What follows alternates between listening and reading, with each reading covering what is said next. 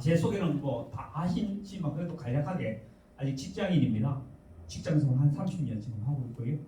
지금 저번에 협상실 비즈니스 실무에 대해서는 할 때 제 회사가 코스메스라는 것도 알려드렸고 저는 지금 HR 본부에 전무로 본부장으로 있습니다. 그래서 비즈니스 협상에 대한 부분들 오늘은 저번에 한번 거기 실무적인 일들을 했기 때문에 비즈니스 협상을 잘하기 위한 방법론에 대해서 제가 잠시 한번 했습니다. 그래서 비즈니스를 협상을 하기 위해서 어떤 준비를 해야 되는가, 그리고 실제로 비즈니스 협상 안에 들어가서는 뭘 해야 되는가. 정말 마지막 마무리에서는 비즈니스에서 정말 중요한 게 뭔가 그런 부분에 대해서 간략하게 소개하는 정도로 마치도록 하겠습니다. 이런 예와 다 빼겠습니다. 시간이 없는 관계로. 이게 굉장히 재밌는 내용인데요. 다 빼겠습니다. 우리가 보통 이렇게 협상이라고 얘기할 때 이 단어들이 좀 헷갈리죠. 판매, 흥정, 타협, 협상, 비즈니스 협상. 저는 협상의 교육을 와서 가장 크게 배운 게 협상의 단어라는 것을 명확하게 알게 됐다는 것이 가장 큰 수학 중에 하나입니다. 옛날에는 처음에는 육성이 크니까 마이크 안 대고 하겠습니다. 처음에는 저는 판매, 흥정, 타입이 다 협상인 줄 알았어요. 근데 협상 공부를 하고 보니까 엄연하게 판매와 흥정, 타입, 협상은 다른 단어구나. 그리고 우리가 비즈니스 현장에서 판매를 한다거나 흥정을 하거나 타협을 하는 게 아니라 협상을 해야 되는구나. 이게 비즈니스 협상이 가져오는 중요한 의미다. 이런 생각을 한번 해봤습니다. 비즈니스의 목적에 대한 부분들은 제가 뭐 따로 설명하고 하지 않고 넘어가도록 하겠습니다. 우리가 비즈니스 협상할 때 가장 중요한 것은 저는 준비라고 생각합니다. 준비. 손자병법에 저건 지피지기면 100점 불태라고 저걸 알고 나를 알면 100번 싸워도 지지 아니한다, 패하지 아니한다는 부분들이 있듯이 협상도 마찬가지입니다. 협상도 준비를 얼마나 성실히 잘했느냐에 따라서 성패가 좌우된다. 그래서 우리는 협상 준비를 잘해야 된다. 사실은 저는 이런 것들이 논리적으로는 깨닫지 못했는데 배우고부터는 업무에 굉장히 많이 적용을 하고 있습니다. 그리고 준비를 해야 우리가 돌발적인 사태에 대비를 할 수 있고 또 정보를 수집하는 과정에서 좋은 안도 만들 수 있고 또 협상이라는 것은 말 그대로 아까도 얘기했지만 상방이 합의해 가는 과정이잖아요. 그렇죠? 과정 관리가 제대로 될 수 있다. 그래서 준비하는 과정이 굉장히 중요하다. 그리고 직장에 몸담고 있는 저로서는 조직의 협상력을 높이기 위해서 꼭 아까 여기 기조 발제 때도 나왔지만 대한민국의 방위산업청에 보면 협상전략팀이 없다고 했잖아요. 그런데 일반적인 회사에서는 그게 없습니다. 우리는 이게 굉장히 필요하다. 모든 비즈니스 협상은 그냥 뭔가 협상하면 그때 이렇게 뿌려지는 그런 경향들이 있는데 사실은 협상에 대해 배우는 우리 전문가들이 회사에서 조직을 만들어가는 과정이 굉장히 중요하다. 그래서 조직으로 육성을 해야 되고 매뉴얼도 갖고 있으면 아마 굉장히 중요하기 때문에 지금 이러한 교육들이 굉장히 필요하지 않을까 하는 생각을 합니다. 협상 준비할 때 점검 사항은 제가 지금 5가지를 꼭 이 부분은 점검을 해야 된다고 생각합니다. 첫 번째가 우리가 협상 주제가 무엇인지 꼭 확인을 해야 되고 또 하나는 협상의 목표를 설정해야 되겠죠. 그 목표 설정이 가장 중요한 게 바로 수치화시키는 게 굉장히 중요하다고 생각합니다. 그 다음 우리가 빨간 글씨로 생각하는 전략 수립할 때 베테랑을 꼭 확보를 하는 거고 여기 협상 포트폴리오 마련할 때 성향 분석이라는 것은 개인별 성향을 뜻하는데 어떤 사람이 분석적인가 어떤 관대한가 이런 부분들이 잘 마련돼야 된다. 또 제일 중요한 건 신뢰죠. 협상을 할 때 상대방하고 신뢰가 있는 사람들하고 만나는 게 굉장히 중요해요. 이걸 도표로 하나 간단하게 만들면 요거지 않은가. 제가 많은 도표들을 한번 해봤는데 이것만큼 이 협상 전체에 대해서 설명을 잘한 도표를 못 봤습니다. 두 협상 당사자가 있으면 자기 쪽에 유리한 것들이 굉장히 좋은 선호도가 있는 협상 아니지만 그 끝자락에 있는 베트남과 베트남 사이에 있는 주옥파의 구간들을 잘 활용하는 것이 협상에서 굉장히 중요하다. 이 부분을 잊지 않고 협상 준비를 해나가는 것이 가장 중요하다는 생각을 했고요. 협상을 준비했으면 협상을 해야 되는데 협상은 시작과 과정, 마무리 과정이 굉장히 중요한데 협상의 시작이 굉장히 우호적이었다. 이 부분에 대해서는 뒤에 있는 우리 송 선생님이 자세히 설명을 하기 때문에 제가 간단하게만 넘어가면 협상은 아까도 말했지만 합의하는 과정이잖아요. 합의하는 과정. 상대방의 입장을 충분히 경청하고 공감하는 것도 굉장히 중요하고 의도적으로 감정을 치고하는 것도 굉장히 중요하다는 것들을 얘기하고 싶습니다. 그리고 참고로 우리가 어떠한 합의하는 과정에 감정, 인식, 행동이라는 부분들이 들어가는데 지식인들이 똑똑하다고 해서 먼저 수치화 작업하고 해서 인식부터 먼저 들어가는 관계가 우리가 합의하는 과정을 깨뜨리는 굉장히 중요한 오류를 범하게 된다. 심리학에서는 라포 형성이 굉장히 중요하다는 것을 한 번 더 말씀을 드리도록 하겠습니다. 협상 이런 것들은 다 지나가도록 하겠습니다. 이 욕구 파악도 요구 관리와 욕구 파악도 굉장히 중요한 부분 우리 송 선생님이 잘 설명을 해주시라고 생각합니다. 우리가 프로이트의 심리학에 말하는 이 빙산의 일각이라는 부분들이 사실은 우리 협상에도 굉장히 많이 쓰이는 것이다 하는 것들을 참고로. 어제도 제가 협상하다가 이 앵카른 효과에 완전 부딪혔는데요. 상대방이 회사에 대한 부정적인 감정을 딱 갖고 있으면 어떤 협상도 묵히되지 않는다는 것들 요즘 절감합니다. 절감. 그래서 뭐 생각하겠습니다. 협상 과정에서 이제 우리 선택안을 마련할 때 아까 말했듯이 이 제로섬 게임이라는 것은 말 그대로 흥정입니다. 흥정. 누가 이기고 지는 자의 게임이기 때문에 이 부분에서 벗어나지 않으면 우리가 협상 전문 협상가라고 말을 할 수가 없죠. 그리고 이익이 되는 승무왕의 선택안을 작성할 때 꼭 이 세 가지는 꼭 염두에 두셨으면 좋겠습니다. 첫 번째는 선의권에 얽매이지 않고 또 폭넓게 생각하고 또 상대방을 이해하는 것들 굉장히 중요하다. 무엇보다도 창의적인 대안을 꼭 갖고 있어야 된다. 창의적인 대안이 우리가 생각할 때 뭐 새로운 방법 뭐 이렇게 생각하지만 제가 실례로 요걸 하나 들고 왔는데 이게 설명할 수 있는 시간이 아마 없을 것 같습니다. 그러니까 간단하게 제가 답까지 얘기하겠죠. 이게 뭐냐면 어떤 이제 가족의 아버님이 돌아가셨는데 돌아가시고 유품 정리를 하는데 금고문을 열어보니까 금괴가 17개 있었어요. 근데 그 금고문에 이런 문구가 있었습니다. 금괴 배분의 건 첫째는 절반을 갖고 둘째는 3분의 1을 갖고 막내는 9분의 1을 갖고 답을 아시는 분도 있겠죠. 우리가 딱 보면 17 뭐 그다음에 이게 보면 홀수인데 제가 어떻게 나누지? 이런 부분들이잖아요. 그죠? 근데 우리가 수학적인 공식 최대 공약수 최소 공분수를 이용해서 이 부분에 대한 부분은 18개라는 부분이 있어야 되는구나 하는 것들을 알 수가 있지 않습니까? 근데 17개밖에 없잖아요. 누군가 하나만 더 준다면 분자끼리 다 18로 분자를 다하는 분자가 17개잖아요. 나중에 하나가 남습니다. 그래서 하나가 주신 분이 다시 하나를 갖고 갈 수 있는 이게 이런 부분들 굉장히 창조적인 아니다 하는 것들을 선보적으로 뭐 이런 부분들을 도출해낼 수 있다는 거죠. 많은 것들을 하면 우리가 협상에서는 가격과 목표 또 외에 뭐 납기도 있을 수 있고 또 AS라는 부분도 있을 수 있고 이런 것들 다 활용을 해야 된다 하는 것들을 얘기를 하고 있습니다. 그 다음 협상은 긍정적인 분위기로 마무리를 해야 됩니다. 우리가 협상을 할 때 결국은 조파 안에서 베트남 안에 들어와 있는 그 부분에서는 만족할 수 있는 안과 수용할 수 있는 안으로 협상을 마무리를 해야 되는데 꼭 베트남하고 비교를 해야 되겠죠. 이게 손해가 보지 않는 부분들이니까 숨은 이해관계인이라는 부분들은 협상이 잘 진행되지 않을 때 나를 도와줄 수 있는 사람을 활용하라는 뜻이고요. 그 다음에 우리가 협상할 때 꼭 합의를 할 수 있는 근거와 증거는 반드시 남겨. 이게 빠져버리면 타협이고 흥정이고 이렇게 되는 거죠. 이것 때문에 우리가 협상이라고 얘기를 할 수 있다고 생각합니다. 협상의 전술들은 많이 있습니다. 쭉 나열을 해놨는데 하나씩만 말씀을 드려도 거의 뭐 10분 정도의 소요가 되는 부분들 잘 활용했으면 좋겠습니다. 한 번에 오케이 안 됩니다. 왜? 협상은 상대방을 이해해야 되니까.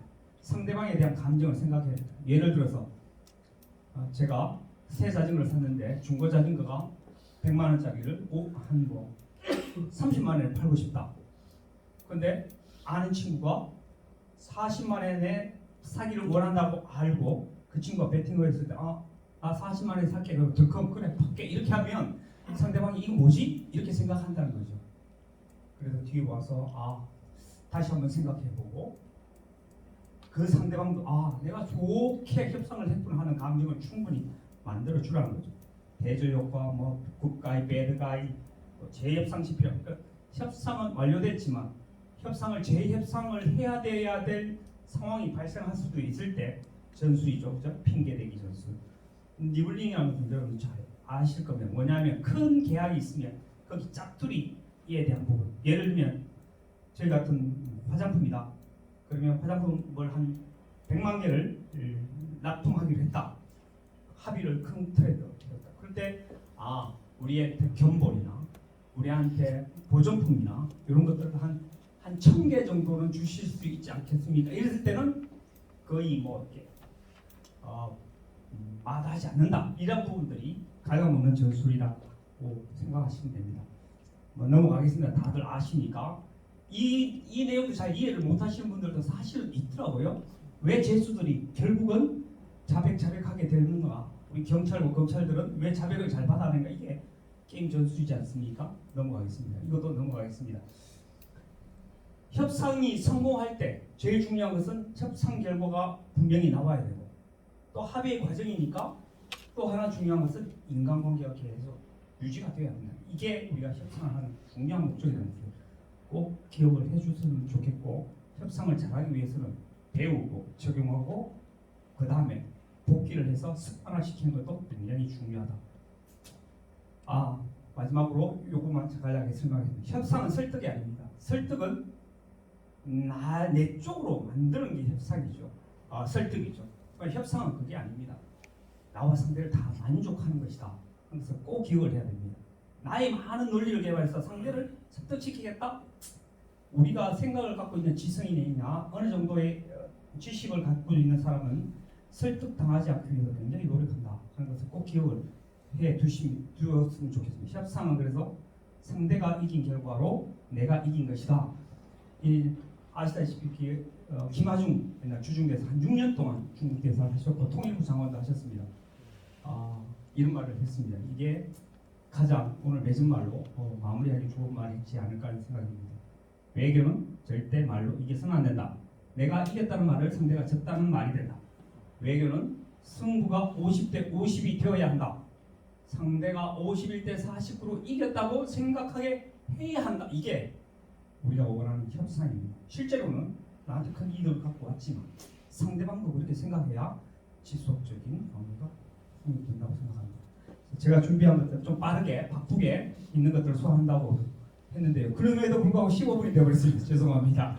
자, 간단하게 혹시나 질문 있으면 짤막하게 하나만 질문 받겠습니다. 저는 질문이라기보다는 시간이 없으셔서 좀 아쉬운데 자백하는 그 페이지 있잖아요. 예. 그거 잘 모르시는 분들 많더라고요. 설명이 좀 제가 좀 설명을 좀 드리려고 하겠습니다. 자, 여기 계신 분이 공범 A입니다. 제가 공범 B잖아요. 자, 만약 경찰이 여러분들한테 와서 제가 공범 B한테 공범 B가 자백을 했다. 그러면 여러분들 뭐 하는 게 이득입니까? 제가 자백을 했습니다. A는 자백하는 게 이득이죠. 맞습니까? 제가 묵비권을 행사했어요. 그러면 A는 뭘 하는 게 이득입니까? 자백하는 게 이득이죠. 그래서 자백을 한다는 겁니다. 반대로 저도 마찬가지 이게 바로 게임 이론이라는 겁니다. 이건 신뢰가 없을 때 사람들은 결국은 자백을 하게 된다 하는 이론입니다. 신뢰가 쌓이면 이쪽으로 가겠지만 이런 과정이 협상이라는 것을 게임 이론이 나타내는 거다. 네, 이것으로 마치겠습니다. 감사합니다.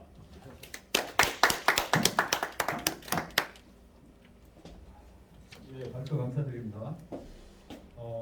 10분 발표라 말씀드렸는데 아무래도 오늘 컨퍼런스가 목적이다 보니까 너무 급하게 이렇게 해드리는 것 같아가지고 15분 정도 발표를 하시는 거로 그렇게 생각을 하고 발표를 해주시면 고맙겠고요.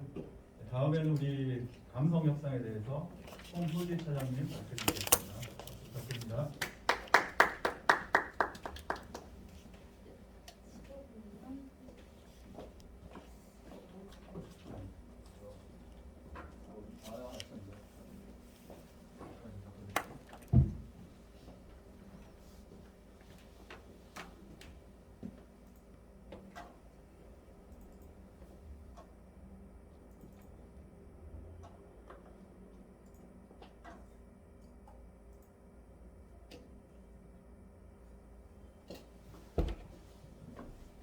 네, 안녕하세요. 네, 저는 송효지고요.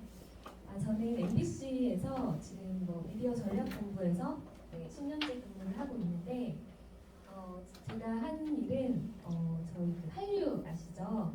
그러니까 그 해외 방송사에 저희 프로그램을 수출했던 일을 7년을 했었고 지금은 이제 국내 사업부에서 국내 플랫폼에 저희 콘텐츠 공급하는 협상을 3년째 하고 있습니다. 그래서 제가 이번에 이제 책을 쓰게 된 계기도 이제 제가 올해가 딱 그러니까 이 업무를 MBC에 들어간 지 조금 전이지만 이 업무를 한 지 딱 10년이 되는 해를 기념해서 이제 제가 아는 노하우를 공유하고자 책을 썼는데 제가 10년간 협상을 콘텐츠 판매 협상이죠. 그 협상을 하면서 되게 느꼈던 가장 중요한 사실이 협상이라고 해서 모든 것을 칼 같은 논리로 그렇게 되는 것은 절대 아니더라고요. 그래서 협상에서 감정이라는 거가 엄청 저희가 그냥 생각하는 것보다 훨씬 중요한 것을 깨닫게 되었습니다. 그래서 그거를 바탕으로 책을 쓰게 됐는데요. 32가지가 있어서 좀 빨리빨리 그냥 제목 정도만 소개를 드릴게요. 그래서 협상이란 제품과 프로세스 당연히 필요하죠. 당연히 제품과 프로세스는 준비가 되어야 되고요. 그 협상 프로세스를 바탕으로 상대방의 감정을 건드리는 것입니다. 협상에서 왜 감정이 중요할까요? 협상은 사람을 대상으로 하는 것이고 사람은 사실보다는 감정으로 움직이고 의식보다는 무의식의 영향을 받는 존재이기 때문입니다. 그래서 이제 협상 단계별로 보면은 일단 첫인상 다지기부터 시작을 해서 협상을 마무리하는 것까지 이제 했는데요. 이거를 앞으로 설명을 드리도록 하겠습니다. 사실 협상에 대한 정의가 되게 많죠. 그러니까 르이키 같은 경우 유명한 르이키나 무어 같은 이제 그 유명한 분들이 한 이제 정의가 있을 텐데 물론 제가 너무 좀 어깨를 나란히 하고 이렇게 넘어갔지만 그런 의미는 아니고 일단 저의 그 정의는 제품과 프로세스를 바탕으로 상대방의 감정을 건드리는 것이라는 겁니다. 그래서 아까 말씀드렸듯이 그 협상은 사람으로 대상을 하는 것이기 때문인데요.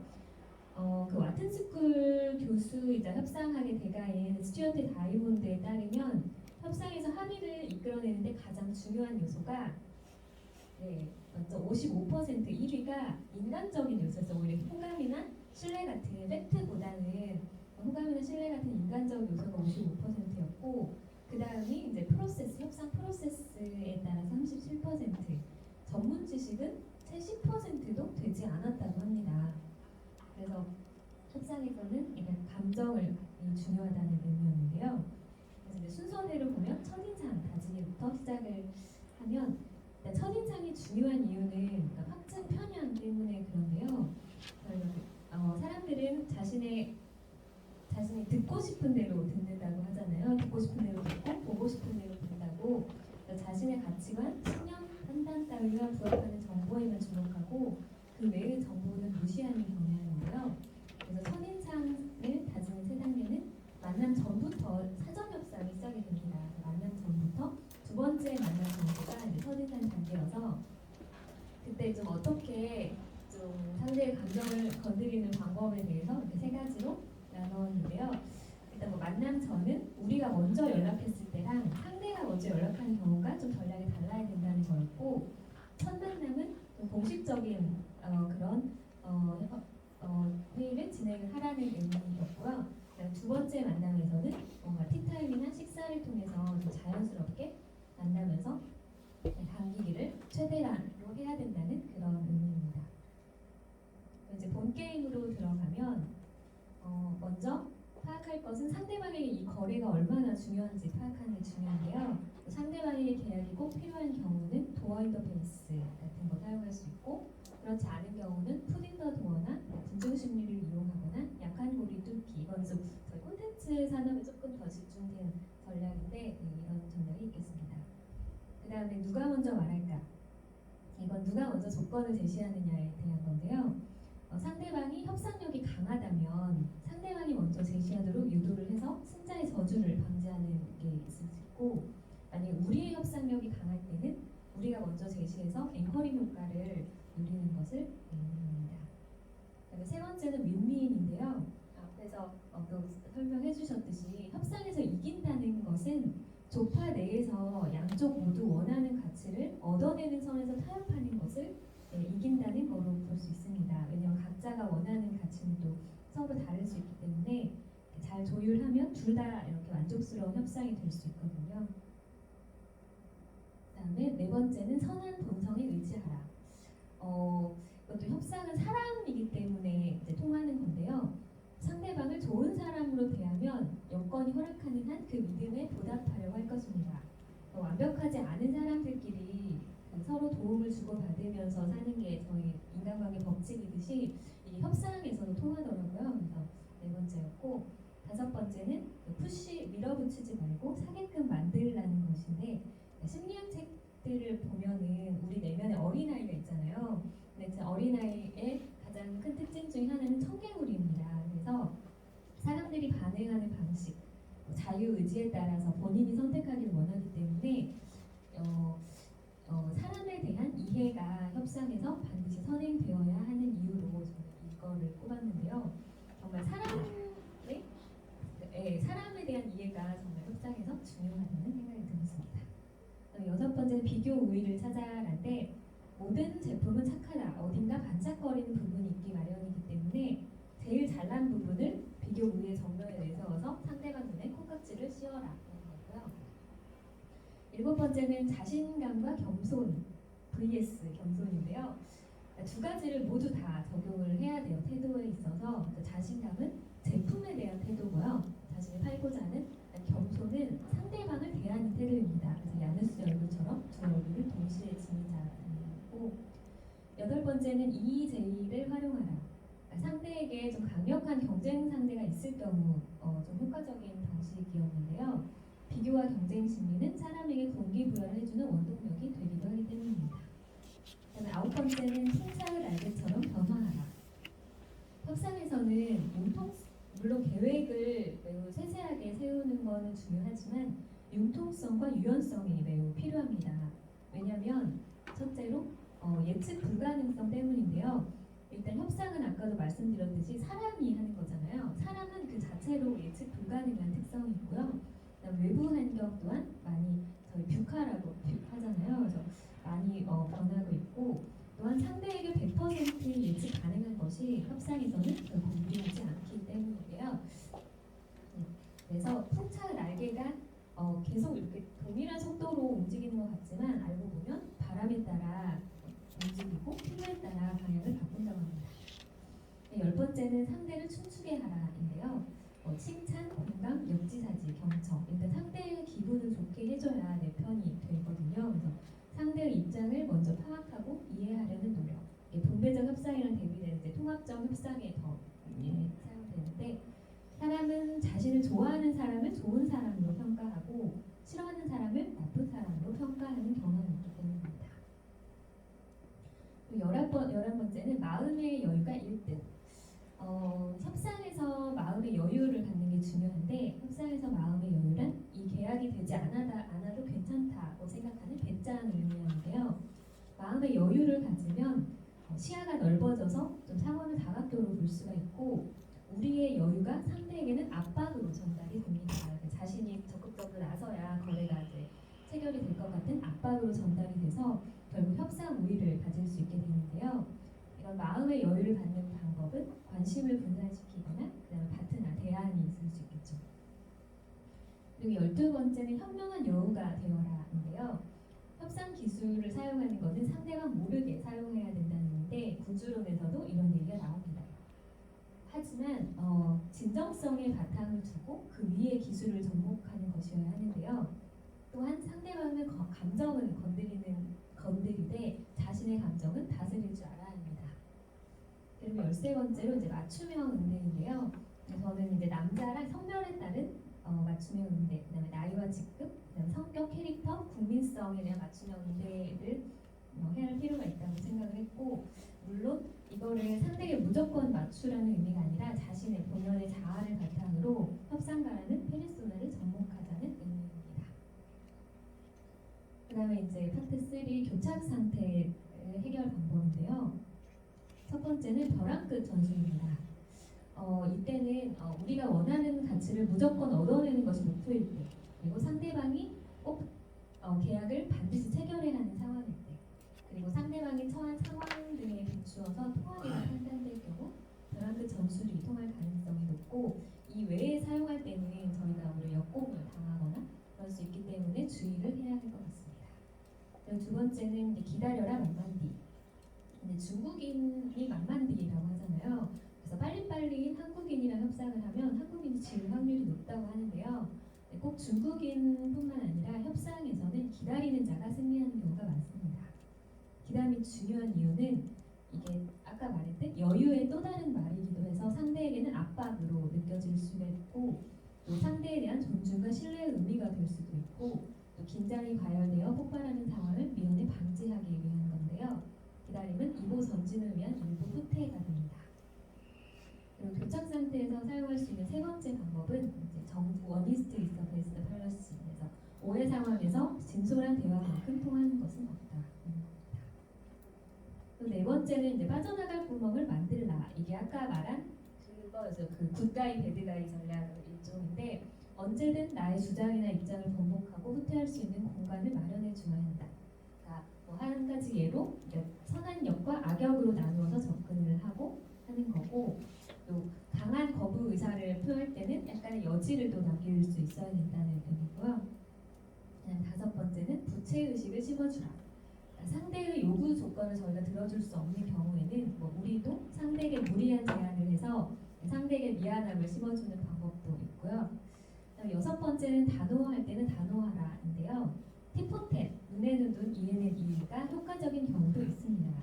그러니까 상대의 선한 본, 아까도 앞에서 말씀드렸듯 일단 상대의 선한 본성의 의지를 해야 되지만, 상대가 악용한다면 단호하게 대처할 줄도 알아야 하고, 이는 오히려 장기적인 관계를 위해서도 필요하고요. 그다음에 일곱 번째는 마지노선을 통보하라.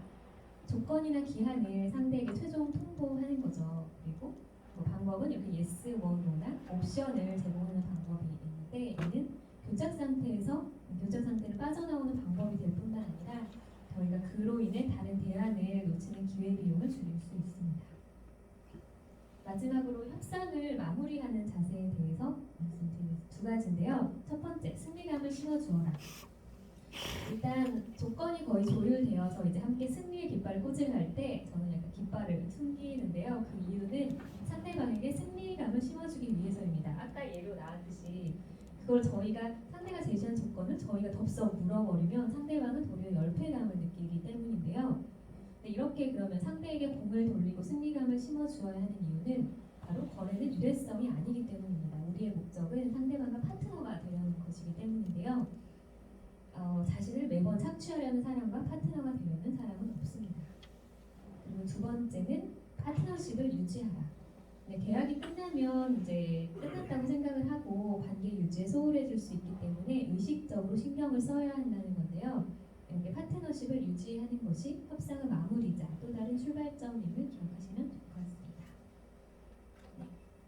네, 감사합니다. 질문 있으실까요? 우리 첫 번째 발제하시는 황상무님도 교착 상태에 있을 때 어려운 점을 말씀하셨거든요.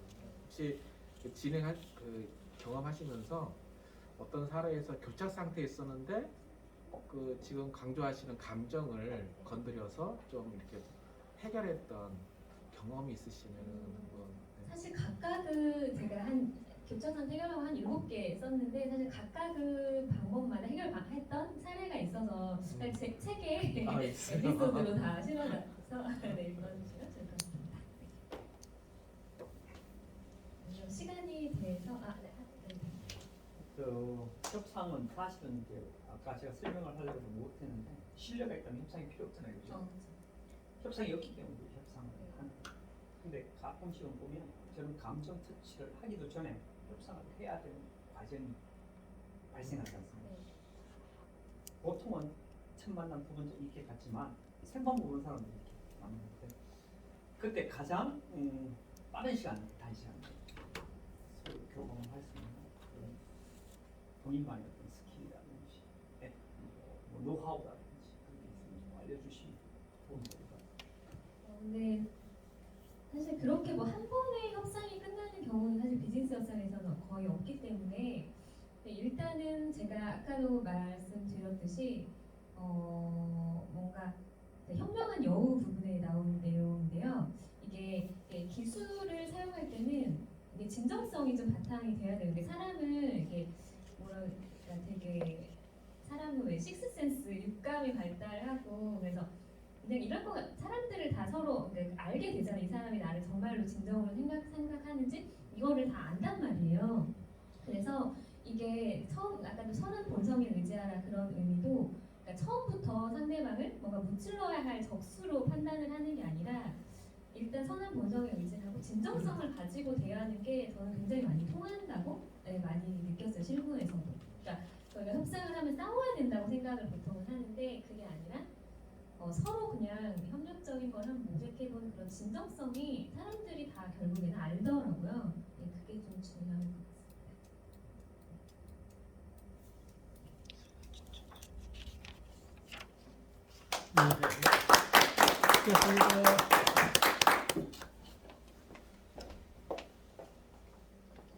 시간이 많으면 질문을 많이 하고 싶은데 예, 차차 하시도록 하고 예.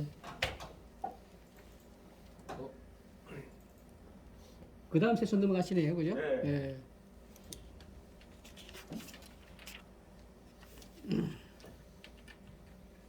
예, 저는 하이 컴플렉트 갈등 컨설팅 기업 하이 컴플렉트 대표 장동혁입니다. 앞서 두 분이 발표하신 내용과는 조금 다른 그런 발표가 될 텐데요. 먼저 이 발표를 준비하게 된 배경을 좀 말씀드리면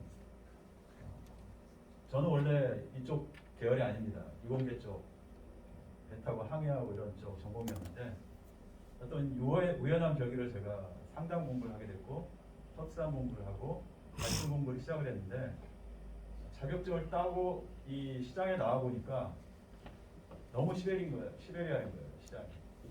우리가 흔히 하는 말로 수영하는 방법을 열심히 배워서 나왔는데 수영할 물이 없는 겁니다. 그래서 시장이라는 게 굉장히 중요하고 내가 생각을 했고요. 근데 웬 신성한 컴포넌스의 시장이냐 이런 날 용어를 사용했냐 이렇게 말씀할 수 있는데 굉장히 중요하다고 생각합니다.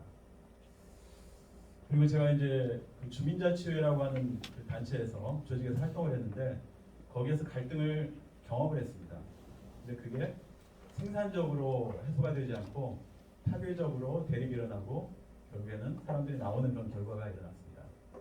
그래서 이게 주민자치회가 분명한 시장이다 이런 생각을 하게 됐습니다. 왜 주민자치회인가? 우리나라에는 지금 읍면동에 약 1,100개 정도 주민자치회가 있습니다. 그 말은 그만한 시장이 있다는 거죠. 주민자치회에서는 아직 자리를 잘 못 잡아가지고 제도 자체가 갈등 관리라든가 협상 교육이 굉장히 필요한 시장입니다. 하지만 아직까지 제대로 된 교육이라든가 워크숍이 없어가지고 고민을 많이 하고 있습니다. 그래서 정부에서 생각할 때는 이 주민자치회가 마을 공동체의 갈등이라든가 이런 문제를 해결할 주체가 될 수 있겠구나라고 제안은 하고 있는데 역량이 많이 떨어지죠, 주민들이. 그래서 그런 곳에 충분히 들어갈 수 있겠다 이런 생각을 하게 된 겁니다.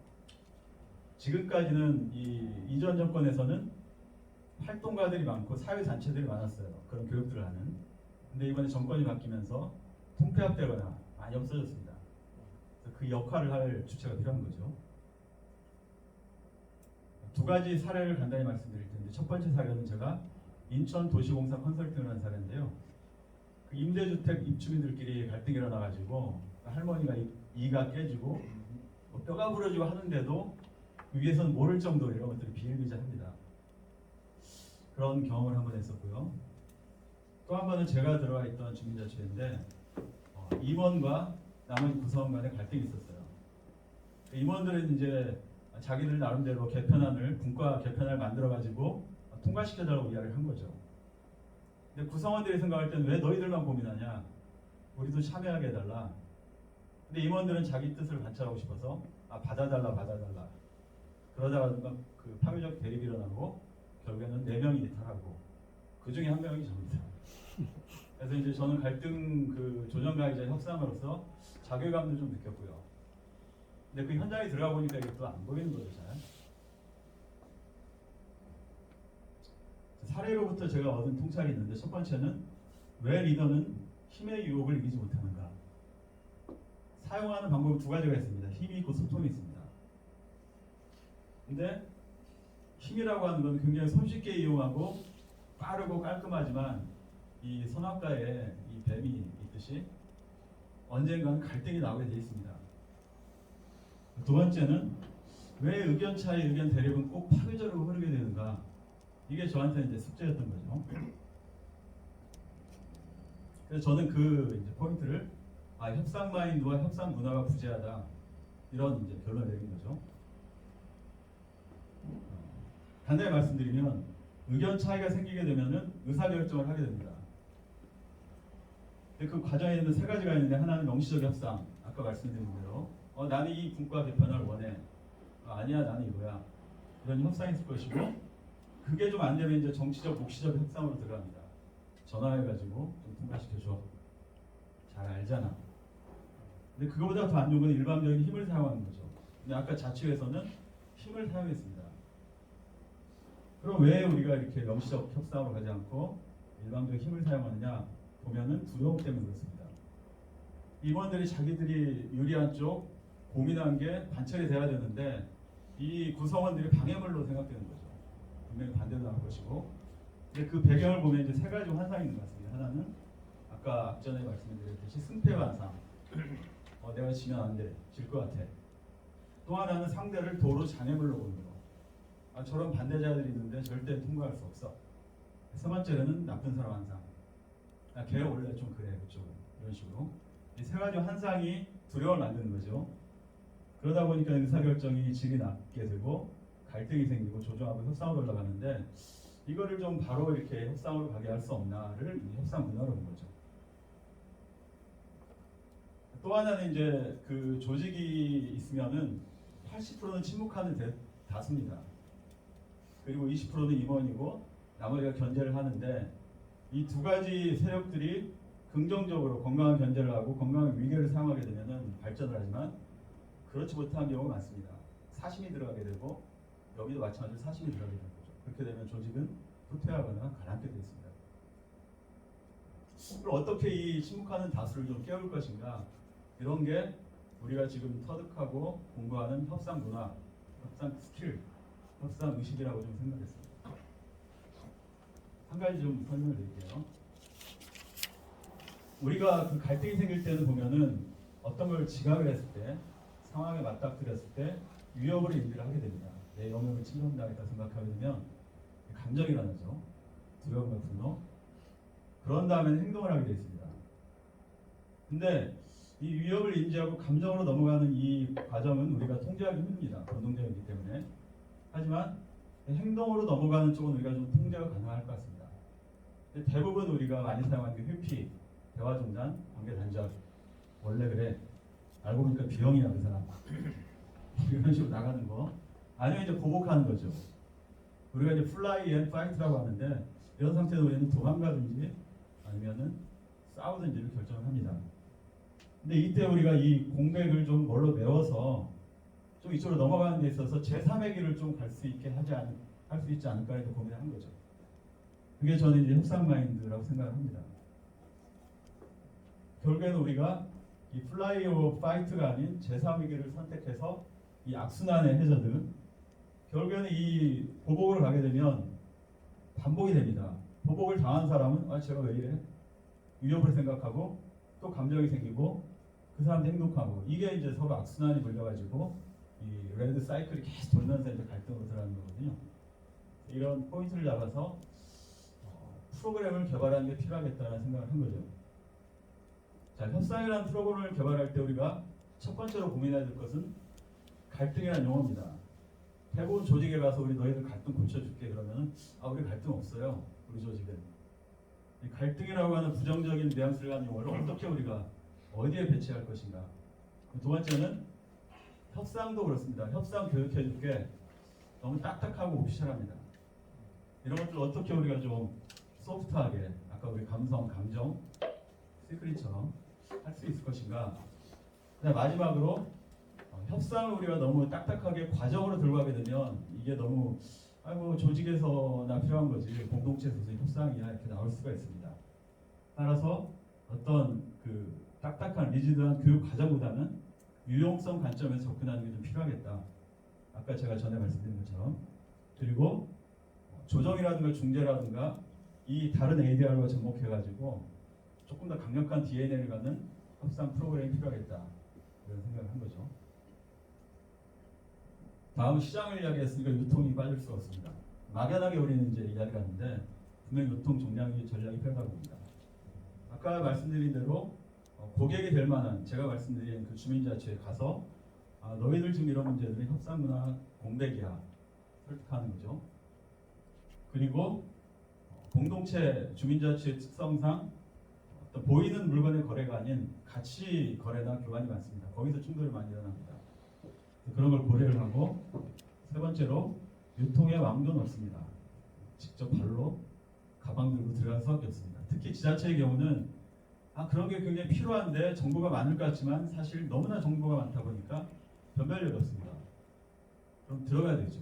프로그램을 가지고. 그 다음에 공인노무사 회계법인이라든가 노무법인이라든가 이런 데하고 에이전시 좀 계약을 맺어서 거기는 기업도 많이 있으니까 활용을 하고 그 다음에 우리가 흔히 사용하는 바이럴 마케팅이라든가 서비스 다변화를 할 필요가 있을 것 같습니다. 결론입니다. 200년 전 알래스카는 소련 러시아 땅이었습니다. 1837년 미국이 러시아로부터 700만 불의 사들입니다. 지금은 미국 면적의 5분의 1입니다. 근데 그 당시만 해도 러시아는 이 알래스카는 아무런 쓸모없는 얼어붙은 땅이라고 생각을 했는데 알고 보니까 자원도 많고 생태 환경적으로도 굉장히 가치가 있는 그런 땅이었죠. 저는 지금 우리 민간 협상 교육시장 아직까지는 시베리아입니다. 지금. 근데 우리가 조금만 더 고민하고 같이 협력해서 나가게 되면은 저는 시너지가 있을 거라고 보고 200년 전 알래스카가 미국의 한 주가 되듯이 우리 협상을 공부하고 스킬을 터득하는 사람들한테 아주 기회의 땅이 될 거라고 저는 확신을 하고 있습니다. 자, 이상으로 강의를 마쳤습니다. 질문 있으시면 질문. 예. 방금 우리 비즈니스 협상하고 이 협상은 조금 다르잖아요, 그렇죠? 예. 자치는 좀 다른데 여기서 말하는 저는 뭐 협상 마인드보다는 중재 뭐 이런 부분들이 더 가깝다고 생각하는데 아까 얘기했듯이 뭐 비즈니스 협상은 상호의 이익을 교환하는 거라서 진정성 뭐 이런 것들이 바탕이 된다거든요. 주인 자체에 대한 이런 부분들은 협상 마인드라고 아까 했는데 거기는 어디 어느 쪽에 포커스가 맞춰져야 돼요? 예. 그러니까 아까 사례 2를 제가 예를 들어서 말씀드리면 그 임원들은 나름대로 명분이 있었어요. 효율적으로 하고 그 다음에 우리가 제일 많이 고민하는 사람이야. 우리가 분과 배탄을 해야 돼.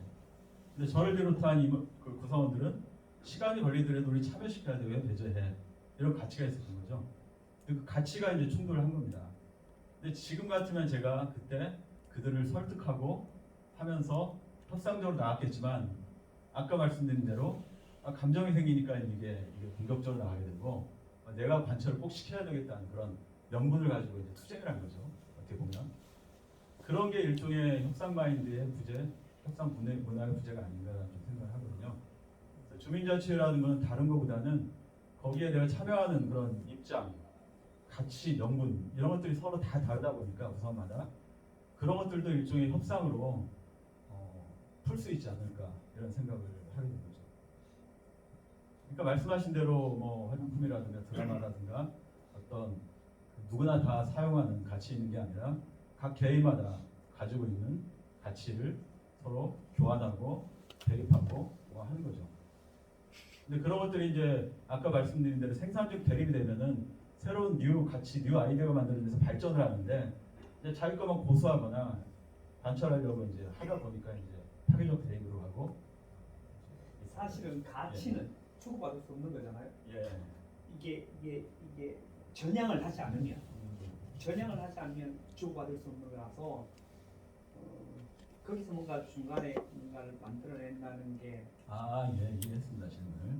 뭐 자유하고 평등하고 뭐 어떻게 그렇죠. 공유할 수 있겠 이런 말씀인데, 근데 제가 쭉 보니까 사실은 명분을 주장하고 가치를 주장하는데 그 배경에는 개인적인 욕구와 사실은 다 연결이 돼 있습니다. 이게 이제 그런 것들을 발견하고 그 사람의 입장이나 숨어있는 이해관 이런 것들을 발견하는 거죠. 사실은 뭐 가치를 한 개인이 진짜 뭐 그런 대단한 가치를 주장하는 게 아니고 사실은 그걸 명분으로 내세웠지만 그 밑에는 이제 자기만의 어떤 사심도 들어가고 욕구와 이해관계 연결되어 있기 때문에 그걸로 푸는 거죠. 보통은 가치에 충돌이 있으면 예. 아주 원시적인 방법이지만 다수결의 논리로 가는 경우들이 많지 않나요? 근데 이제 아까 같은 경우도 다수결로 결국 임원들이 그럼 투표로 하자. 근데 결국에는 투표라는 것도 힘의 사용이거든요.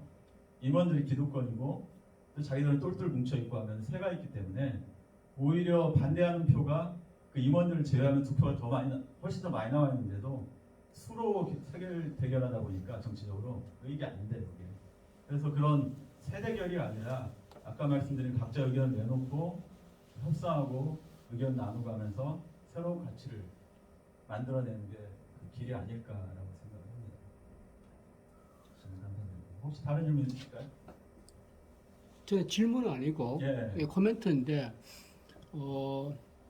제가 이제 우리 그 장 대표님이 여러 가지를 이제 조사하고 발표하고 이런 걸 하면서 이게 이제 현재 수준에서 뭐 처음 보는 게 아니고 여러 단계를 거쳐가지고 제가 이제 보았는데 오늘 최정태 교수님이 이제 강조를 했던 그런 암묵지를 형식지화 만드는 데에 굉장히 훌륭한 접근 방법으로 굉장히 그 퍼포먼스가 좋다고 생각이 들어요. 그래서 참 고무적이라고 생각이 들고 앞으로 우리 최종 목사님이 말했지만 K 네고시에이션이라는 것을 뭔가 빌드업을 해 나가기 위해 가지고 훌륭한 열정과 접근 방법을 현재까지는 이제 본인이 경험한 주민 갈등, 주민 자치를 중심으로 해가지고 많이 그거를 조금 연구를 많이 하는데 저는 스코프를 조금 넓혔으면 좋겠다는 생각이 들어요. 그러니까 주민 자치뿐만 아니고 뭐 직접적으로 다 경험하면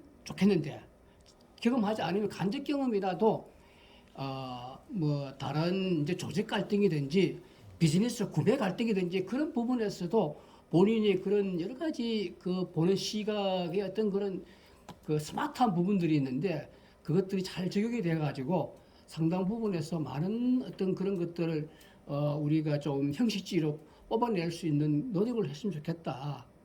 그런 제 강력한 바람입니다. 예. 예, 알겠습니다. 예, 주민 가치를 굉장히 많이 우리가 많이 들었고 했는데 그 부분은 굉장히 완화되어 있는 상황인데 그 노력이 너무 지금 아까운 거예요. 그래서 그쪽에 먼저 하시고 좀 그 스코프를 넓혀가지고 사회 많은 조직과 뭐 이런 분야에서도 그 깊은 어떤 시각을 보고서 조금 분석해서 형식지화할 수 있는 그런 노력이 좀 필요하지 않겠는가. 그것이 참 훌륭하겠다 생각이 들어가지고요. 예, 한 말씀 드렸습니다. 예, 알겠습니다. 예, 예. 질문 혹시 더 있으실까요? 예, 그 다음 보로 넘어가시죠. 예, 수고하셨습니다. 우리 박정욱 의원님 오셨나? 아직 안 오신 거. 원래 4시 20분쯤에 오신다 그랬는데 조금 시간적으로. 그럼 순서 바꾸죠 뭐. 백선진 노무사님. 맞아 바꾼다 그랬었지. 네. 예, 맞아 헷갈렸네. 우리 백노무사님 하셔야 되겠다.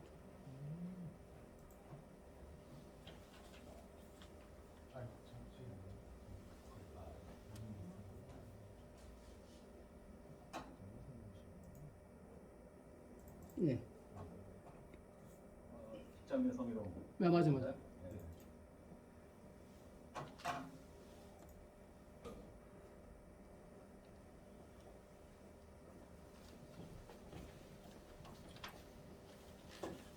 예, 안녕하세요.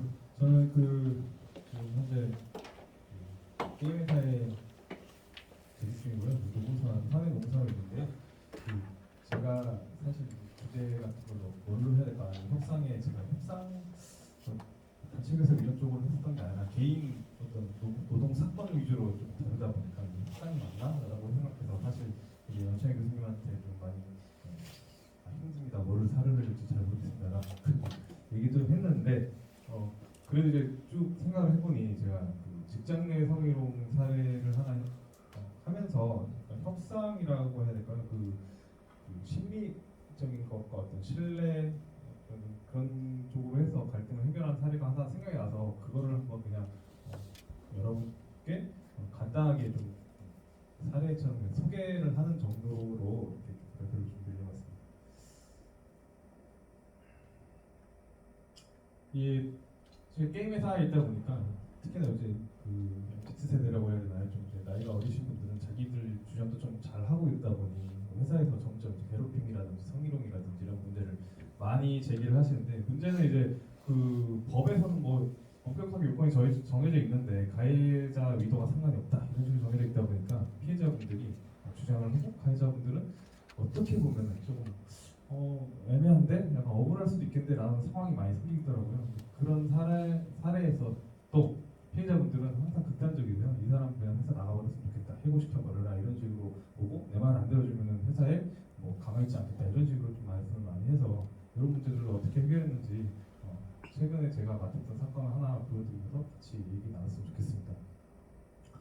그 먼저 사건 배경을 보시면 저희가 사내 채널을 통해서 어떤 한 분이 직장 내 성희롱 신고를 접수를 하셨고요. 여성분이었습니다. 접수를 하셨고 그분은 이제 자기가 굉장히 분노하고 있었고 아주 심각한 정신적 피해를 받아서 거의 신체 훼손까지 내가 하고 있는 중이고 병원에서도 지금 상담을 받고 있다 이렇게 얘기를 하셨는데 어떤 걸 원하냐 했더니 가해자는 무조건 이 회사를 나가야 된다, 해고를 해야 된다라고 하시더라고요.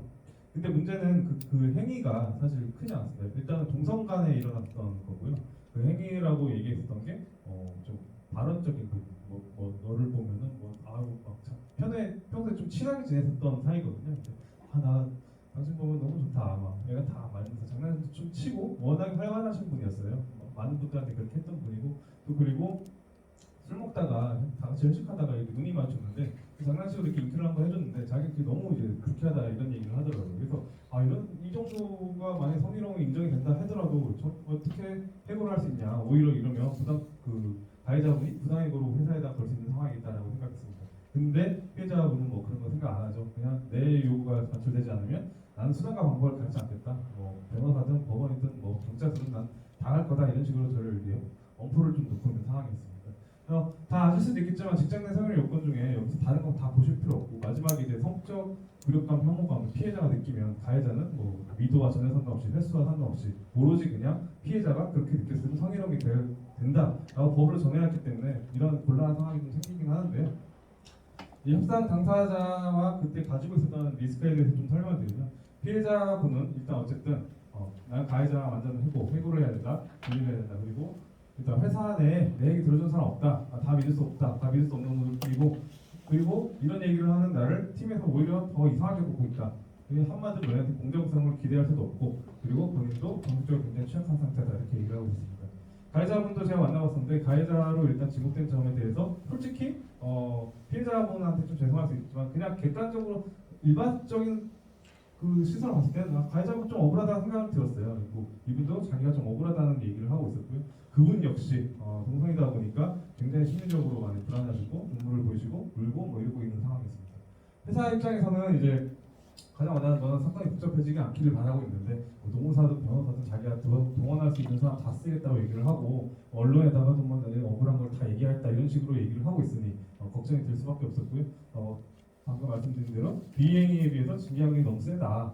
그리고 가해자도 만약에 우리가 좀 세게 하면 부당해고로 들어올 텐데 어떻게 하면 피해자한테 신뢰도 좀 회복하고 지금 이것 때문에 그 팀이 굉장히 좀 많이 패닉에 빠져 있었거든요. 모두. 그래서 팀들의 어떤 정서적인 안정도 좀 해주고 피해자도 어쨌든 다시 회사로 돌아서 안전하게 좀 복직을 할 수 있게 도와줄 수 있을까 많이 고민을 좀 했었던 것 같습니다. 그래서 제가 처음에 이제 시도를 했던 게 어쨌든 정서적으로 좀 공감을 하는 거였는데요. 가해자한테는 제가 어쨌든 무조건적으로 가해자를 몰아가는 언행을 하지 않았습니다. 본인이 이런 행위를 했고 이런 행위 무조건 성희롱이다 이런 식으로 했으니 징계를 받으셔야 돼 이런 식으로 몰아가지 않았고요. 많이 일단 좀 공감을 해줬었고 그 무엇보다도 공정한 지금 어쨌든 우리가 징계위원회 갔을 때 공정하게 절차를 진행할 거다. 절대로 본인을 본인만 억울하게 피해 보는 일은 없다. 공정한 절차 약속했고 있었고요. 그리고 일단 분리위에서 대기 발령을 하면서 대기 발령은 법적 근거에 따라서 가는 거니까 너무 이제 마음 상해하지 마셔라. 그리고 또 나중에 얼마든지 내가 지금이 아니라 차후에도 소명기는 많이 주겠다. 그런 약속을 제가 했었습니다. 그리고 나서 이제 피해자분을 만나서는 맨 처음 그분을 조사했던 분이 있는데 그분의 사건 담당자를 교체했고 제가 좀 그런 부분을 교체를 했고 일단 이분한테 출퇴근이랑 휴가 선택권을 구했는데요. 이것도 또 재밌었던 게 보통 이제 휴가를 주거든요. 이제 휴가를 주는 이유가 심신의 안정을 위해서 좀 휴가를 주는데 휴가를 줬더니 자기가 왜 가해자는 회사를 나왔는데 내가 왜 쉬어야 되냐, 내가 왜 출근해야 된다 해서 또 출근을 하게 했더니 쉬고 싶다. 그래서 또 그런 식으로 계속 왔다 갔다 하더라고요. 그래서 막 마음대로 해라. 쉬고 싶으면 쉬고 나오고 싶으면 나와라. 모든 선택권을 다 주겠다. 약속을 했었고요. 그리고 절대로 이 사건을 그냥 자신하겠다. 공정하고 객관하게 우리가 판단하겠다라고 약속까지 한 상태였습니다. 일단 그래서 어떤 식으로 공정성과 객관성을 저희가 확보를 하려고 했냐면 외부 노무법에다가 징계위원 역할을 위임했는데요. 일단 가해자 측에도 노무사 한 명을 저희가 회사에서 저희 자문노무사를 선임을 해줬고요. 피해자 측에는 본인이 선택해라. 우리가 선택하는 사람 믿지 못했다니까 본인이 발로 뛰어가서 노무사 만나고 얘기하고 그 막 자기 편 들어준 그 노무사 데리고 와라. 비용은 회사가 전에 그 지원을 해주겠다라고 제가 그 선택지를 줬습니다. 그리고 나서 노무법에 제가 다 얘기를 했습니다. 공정하고 객관적으로 해라. 그리고 징계위원들은 와가지고 이 사람들 대변해준 역할 아니다. 우리 위원으로 활동할 것이다. 그러니까 사건을 절대 와서 누구 한 편에 치우쳐서 얘기하지 말으라고 그 사전 설명을 다 했습니다. 그 징계 결과는 어떻게 나왔냐면 저희 결국에 어쨌든 성희롱 행위라는 건 피해자 관점에서 가야 되는 거기 때문에 인정할 수밖에 없었고요. 그래서 가해자분은 자기 그래서 적성을 살릴 수 있는 타 부서에다 발령을 했고 감봉 1개월 정도 징계 처분을 했습니다. 사실 감봉 1개월이면 경징계에 속하는 거고요. 그리고 일단은 그 가해자분도 그랬고 피해자분도 회사 공정성 확보 노력에는 수긍을 한 상태였습니다.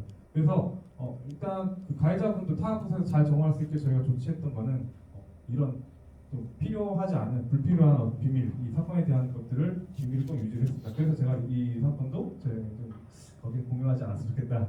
제 나름대로 그 비밀 유지를 한 거였고요. 그리고 이제 적성과 능력에 따라서 인사 조치임을 어필을 해줬고, 그리고 공식적으로 인사 발령을 하지 않아서 가해자분의 어떤 명예랄까요? 그런 것도 저희가 지켜드리려고 예외적인 상황을 줬습니다. 그리고 제일 중요했었던 건데요, 이 피해자를 납득시키는 거였습니다. 근데 피해자를 납득시키기 위해서 제가 했었던 방법은 그 상대편 노무사 징계위원 본인이 선임한 그 사람한테 적극적으로 민영을 반영시켜 달라고 했었고요. 그분한테도 징계처분 결과에 대해서 설명해달라고 했습니다. 네, 그분도 자기가 어쨌든 자기 위례인인데 그분한테 얘기했을 때 가장 이제 좀 얘기의 이해도가 좋았었던 것 같아요. 피해자분들 듣는 거. 그리고 결국에는 이제 해고는 아니지만 자기랑 완전히 분리됐으니까 그런 부분에 대해서 그 소정의 목적을 달성해가지고 어느 정도 만족하는 것으로 한 번이 그래도 잘 끝났습니다. 물론 이제 그 안에 그분의 여러 가지 그 심리적인 거를 좀 저희가 이제 다독여주기 위해서 인사담당 위원이 그 팀에 가서 그 팀원들을 대상으로 사건을 좀 브리핑하면서 지금 피해자는 정말 피해자다, 이상한 사람 아니다, 2차 피해가 발생하면 안 된다 이런 교육을 해주겠다, 걱정하지 말아라 해주겠다 했었고 징계 처분도 어떻게 정당하게 받았다는 걸 계속해서 어필했었습니다. 그리고 나서 그 당사 두 분한테 저희가 다 회사에서 이 사람들을 어떻게 케어해주고 어떤 식으로 앞으로 해주면 조금 더 회사의 우호적인 감정을 갖고 있겠냐, 우리가 더 신경 써줬겠냐는 걸 해주려고 회사에서 지정한 심리치료센터에서 무상으로 지원을 해줬고요. 그 다음에 주기적으로 계속 면담을 통해서 현 상태를 파악할 수 있는 그런 노력을 했습니다.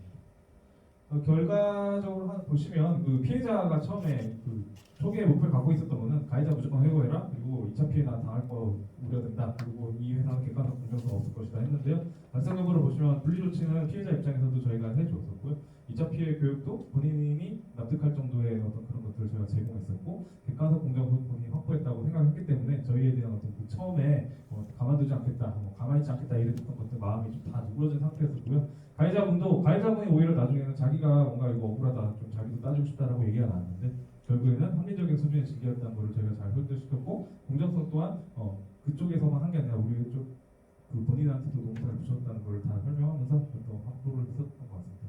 그 이제 또 회사 입장에서는 이제 사건이 확대되는 게 가장 민감한 부분인데 다행히 이 모든 것들이 다 원만하게 해결이 돼서 조용히 그분들은 회사에 잘 다니고 저희도 사건이 잘 끝났습니다. 제가 여기서 느낀 점이라고 하면은 전문성이나 정보 같은 거 외에도 역시 저는 이 수업을 들을 때도 제 협상가 타입에 저는 이제 감정을 좀 중요시하는 타입으로 나왔었는데 감정 관리가 저는 되게 큰 역할을 한다고 생각합니다. 그래서 그 피해자분들과 가해자분들을 만났을 때 뭐 딱딱하게 얘기하지 않았어요. 법이 이러니까, 뭐 행동이 이러니까, 규정이 이러니까 이런 식으로 얘기하지 않았고요. 그런 것들이 있지만 그 중에서는 당신 위해서 해줄 수 있는 거 최선을 다하겠다. 우리를 좀 믿어달라는 식으로 계속 어필을 했고요. 그쪽에서도 자기들의 적극적으로 내가 심리적으로 힘든 그런 부분을 얘기를 하면 거기서 어떻게 내가 그럼 회사에다가 한번 치료를 받을 수 있는 부분을 알아보겠다. 이런 식으로 계속해서 대화와 그 사람의 분노를 좀 잠재우는 쪽으로 그런 전략을 했었고요. 나중에는 저 신뢰가 생겼습니다. 그 피해자분도 저한테 굉장히 좀 신뢰가 생겨서 제가 하는 말에 대해서 좀 많이 믿음을 주셨어요. 전 시간이 없는 대로 빨리 얘기를 했는데 질문 있으시면 드리겠습니다. 정말 자꾸 질문하는 것 같아서요. 네.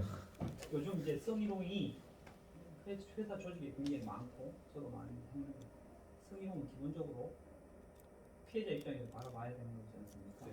결론을 봤을 때는 결론이 잘 나온 것 같은데 노무사님이 설명의 관점에 보면 조금 가해자가 억울하다는 측면에 대한 부분들이 많이 가 있는 것 같다는 느낌이 네. 물론 결론은 아니 물론 그 과정 결과는 그랬지만 그것들이 사실은 피해자가 굉장히 회사에 대해서 불신하게 될 수 있는 기본적인 관건이 되고 또 기본적으로 성희롱이나 성과 관련된 부분들은 일방적으로 피해자 입장에서 바라보는 거라면 심정적으로는 가해자가 일방적으로 뭐라 그럴까 동일한 선상에서 동일하게 했다고 하지만 당신이 이러한 것들이 상대방이 이러한 피해를 줄 수 있다고 명확하게 회사가 어나운스를 해주지 않으면 또 그런 사례들이 발생할 수 있는 가능성이 굉장히 커서 그런 부분에 대한 부분들의 조치에 대한 필요가 있지 않을까. 물론 이제 제가 가해자 여기서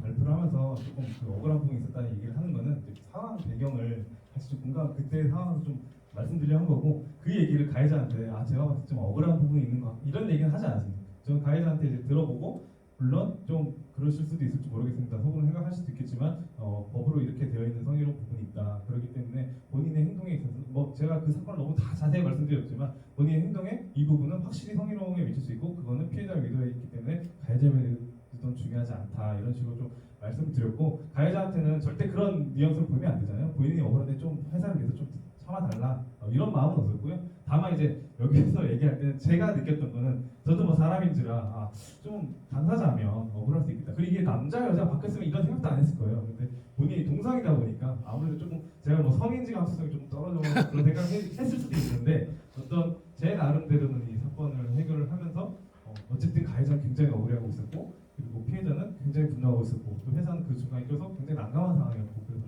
이런 상황들에 있던 거를 한번 좀 말씀드리려고 그 가해자가 조금 억울해도 보였습니다라고 얘기했던 거고요. 실제로는 그렇게 얘기를 우리 나타납니다. 네. 근데 혹시라도 오해하시면 죄송합니다. 근데 제가 그러니까 질문은 아닌데요. 그러니까 뭔가 이게 그러니까 꼭 성적인 문제가 아니라 그 이전에 촉발된 그냥 기본적인 감정이 그러니까 피해자가 가해자한테 뭔가 피해의식이 기본적으로 원래 있었던가 아니 기본적인 감정이 그러니까 굉장히 사실은 안 좋은 상황에서 그게 그냥 트리거가 된 정도인 것 같아요. 그러니까 굳이 네네 꼭 성적인 건 나중에 이제 트리거가 된 것 같고 그런 생각이 들긴 하는데. 나중에 개인적으로 저한테 물어보시면 제가 이게 녹화가 되고 있으니까 되게 민감한 말씀 못 드리겠는데 사실 그 안에 굉장히 많은 게 있었어요. 예. 저도 이제 소개하고 싶은 말들 많은데 이 사건이 이렇게 빨리 말씀드렸지만 굉장히 사람 대 사람의 어떤 마음이 좀 복잡하게 얽혀 있었던 문제라서 근데 잘 말씀해 주신 것 같습니다.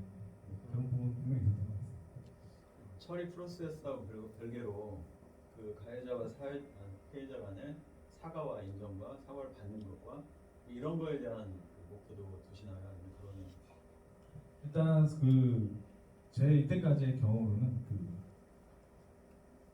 이 사람이 그 사과를 할 수 있는 정도의 감정이다 아니다 이게 좀 보이거든요. 그러면 웬만해서는 그 사과를 해결하려고 하지 않더라고요. 그 당사자를 끼고.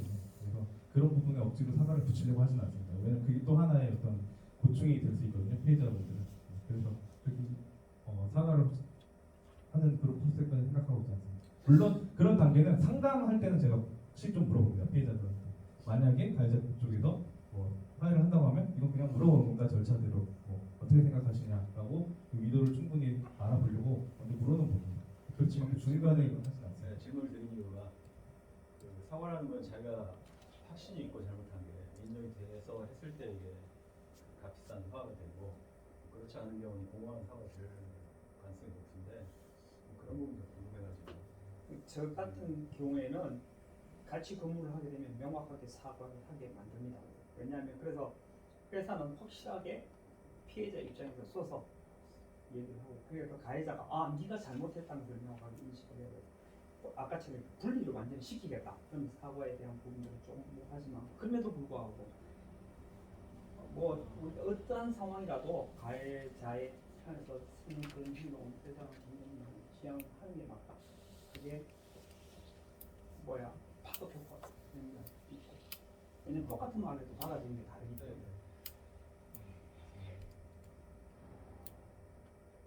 답변을 들어주셔서 감사합니다. 예, 궁금한 점이 있어가지고 이제 가해자가 있고 피해자가 있고 가해자 대리 노무사가 있고 피해자 대리 노무사가 있고요. 예. 예, 우리 백노무사님은 가해자 대리 노무사이시죠? 회사 저는 사내 노무사이기 때문에. 사내 노무사이기 때문에 그러니까 아까 말씀드린 이 선임을 시켜준 거는 대리를 하라고 시켜준 건 아니고요. 그 사람들을 징계위원회로 부를 건데 그 가해자 측에서 가해자한테 너도 가해자인데 너도 한번 동무사 데려가 그러면 좀 말이 안 되잖아요. 그러니까 공정하게 하기 위해서 우리가 외부에서 한 명 뽑겠다. 그리고 피해자는 그렇게 해줘도 피해자는 니들이 뽑으면 회사가 뽑은 노무사가 못 믿어. 그러니까 이렇게 나온단 말이에요. 그래서 당신이 뽑아라. 당신이 해줘라. 그러면 해주겠다. 대신에 이 사람들은 당신을 대변하려고 온 사람들이 아니다. 공정하고 객관적으로 이 사건을 보기 위해서 위원으로 놓을 거다라고 하는 겁니다. 그리고 저는 아무 편도 들지 않죠. 아무 편도 들지 않고 그냥 이 사건을 중간에서 약간 조정한 간사로서 역할을 한 거라고 보시면 될 것 같습니다. 예. 어차 한편에 들어서 해서 대리를 해가지고 협상을 한 구조는 사실은 조금 아니고 회사의 노무사로서 조정을 좀 해준 그런 부분이라고. 굳이 이제 뭐 그렇게 됐다면 저는 사실 회사를 위해서 그 두 분과 협상을 한 거죠. 예. 징계를 받아들여 주거라. 그리고 이 결과를 받아달라. 피해자는 더 이상 이제 좀 사건을 복잡하게 하지 말고 여기서 만족해 달라고 하면 그 둘을 대상으로 제가 회사가 계속 협상을 했다고 생각하시면 됩니다. 예, 협상 플러스 조정인 것 같습니다. 네. 예. 알겠습니다. 예. 감사합니다. 예, 방송.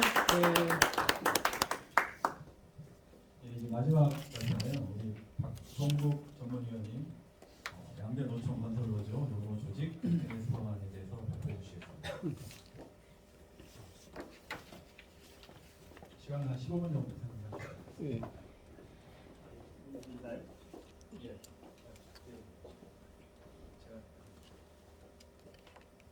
오늘 백선진 그 위원장님은 그 회사 일정 때문에 못 오셔가지고 그 발표 자료로 가름을 하고 트랙 1에서는 마지막 발표로 이렇게 하시면 되겠습니다.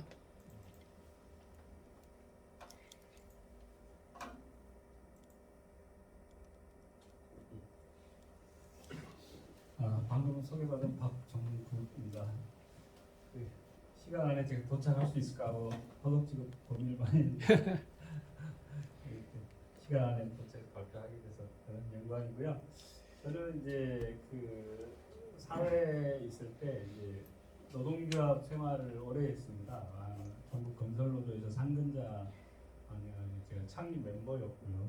그래가지고 15년 상근 생활을 했었고 거기서 무수히 많은 이제 현장에 고민들도 많이 있었죠. 그리고 이제 그 최근에는 그 경기도청 노동국에서 사무관 한 3년 동안 하다가 노동조합 생활을 하다가 또 공적인 그 일을 하다 보니까 그 신분이 확 바뀌어 버리잖아요.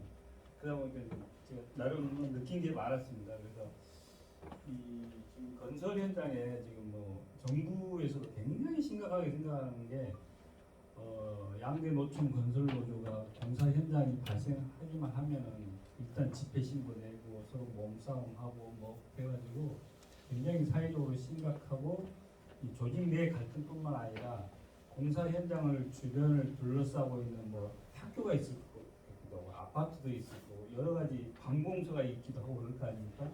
그 주변에 사시는 분들, 생활하시는 분, 시민들도 굉장히 많은 그 불편함을 호소하고 있습니다. 예를 들어서 뭐 토요일, 일요일도 없이 새벽부터 뭐 방송사 틀어놓고 집회하고 서로 양대 노총이 서로 기싸움하고 이게 이제 일자리 다툼 때문이거든요.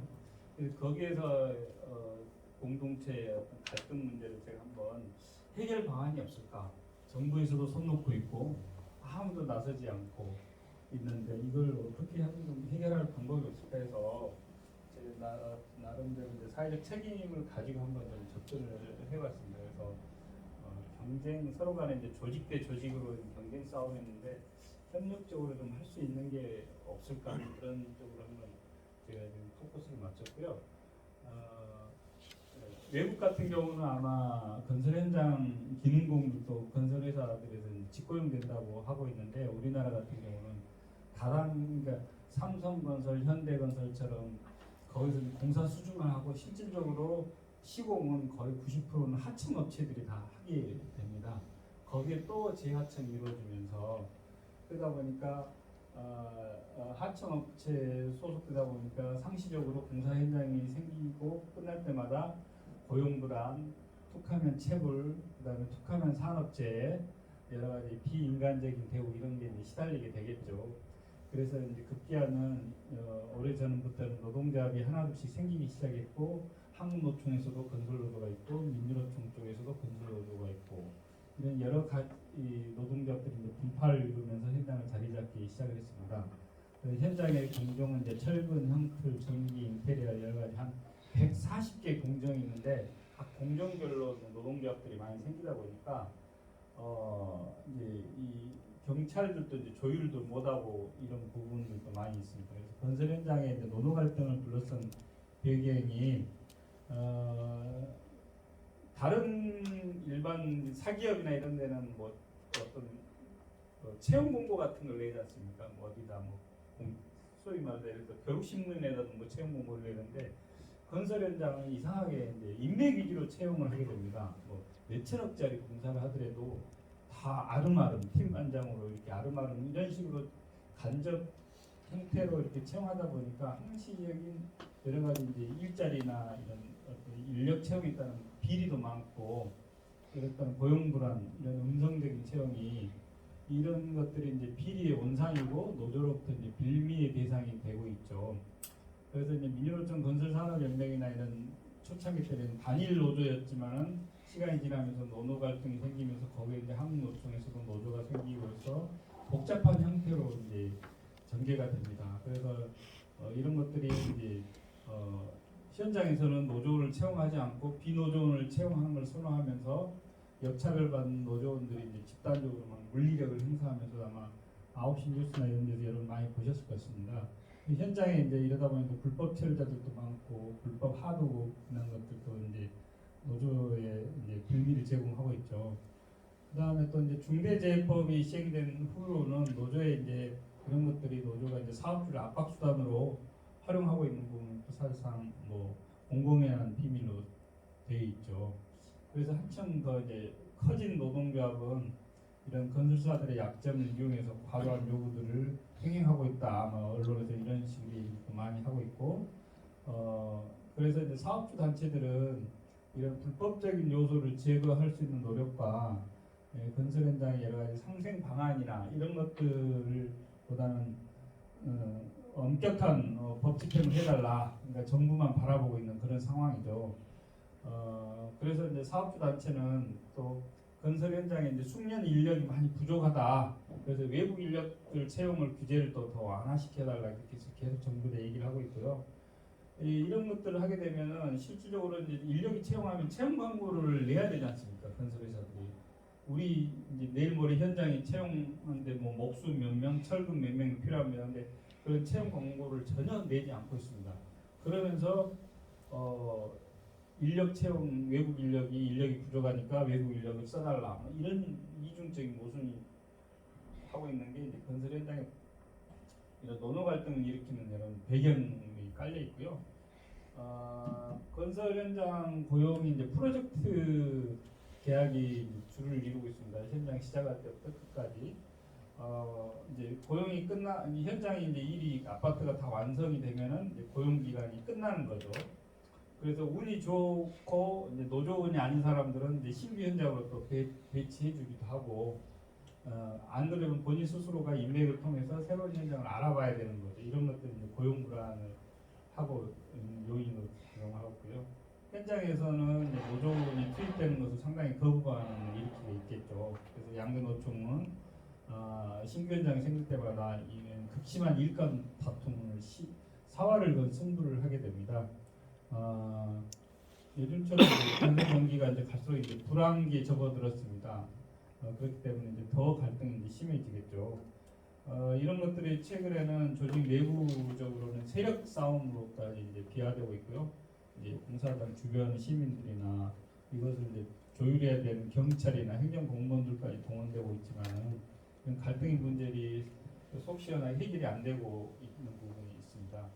이 사진도 보시다 알다시피 양대노총 건설노조이 여러 가지 이제 양대노총이 아닌 또 상급단체가 없는 이런 군소노조들까지 포함되어 있다 보니까 수십 개의 이런 건설 현장에 막 노조들이 이제 만연되어 있는 상황입니다. 이 사진은 뭐냐면 이제 크레인 서로 우리가 타겠다 고 이제 서로 이 양대노총 노조 건설 노조원들이 막 끄집어 내리고 있는 그런 몸싸움하는 싸움입니다. 노조 그 사진인데 안타깝죠. 사업주나 공권력 뒤에 있는 사람은 이제 경찰이잖아요. 경찰은 그냥 뒷집만 지고 쳐다만 보고 있는 상황이고, 조직 현황을 보면은 민주노총 건설노조는 건설산업연맹 산하에 이 기업노조, 플랜트노조, 그다음 건설노조 이렇게 해가지고 세 개 조직이 수직 체계로 되어 있고, 한국노총 건설노조 조직 현황을 보면 연맹이 있고, 그다음에 노조 있고, 연대 노조 있고, 이게 이제 뭐냐면은 소위 말해서 이제 민주노총 건설노조는 하나의 단일 노조로 되어 있습니다. 근데 한국노총 건설노조는 여러 개 노조가 이렇게 막 분파되어 있어요. 그러다 보니까 이게 조율이 안 되는 거예요. 현장 같은 경우는 그 전에는 단일 노조로 되어 있을 때 하나에 이렇게 딱딱딱 이제 경찰 정보과들이 와가지고 이제 조율도 해주고 했는데, 이제는 수십 개 노조들이 막 분파되어 있었다 보니까 조율이 안 되고 건설 현장 관리자들도 엄청 힘들어합니다. 그리고 또 이 노조에 양대 노총에 들어가 있지 않는 일반 노조들도 군소 노조들도 수십 개가 있기 때문에 이 양대 노총이 서로 간에 합의를 잘 해서 해결됐다 하더라도 또 다른 노조들이 와가지고 또 우리도 일자리 줘, 우리도 노동조합이야, 이런 상황이 있습니다. 그래서 굉장히 시끄러워 있고, 최근에 이제 이런 것들이 이제 언론지상에 이제 노출이 되면서 굉장히 불성사나운 부분이 있는데, 이런 몸싸움 하는 게 또 어떻게 보면은 또 제3 나하고 관련이 없는 사람들은 아이고 사람들이 해도 너무하네, 좀 양보하면 될 것을. 근데 이 사람들의 입장에서는 또 생존권이란 말이에요. 가만히 있으면 누가 채용하지 않으니까 이렇게라도 할 수밖에 없는.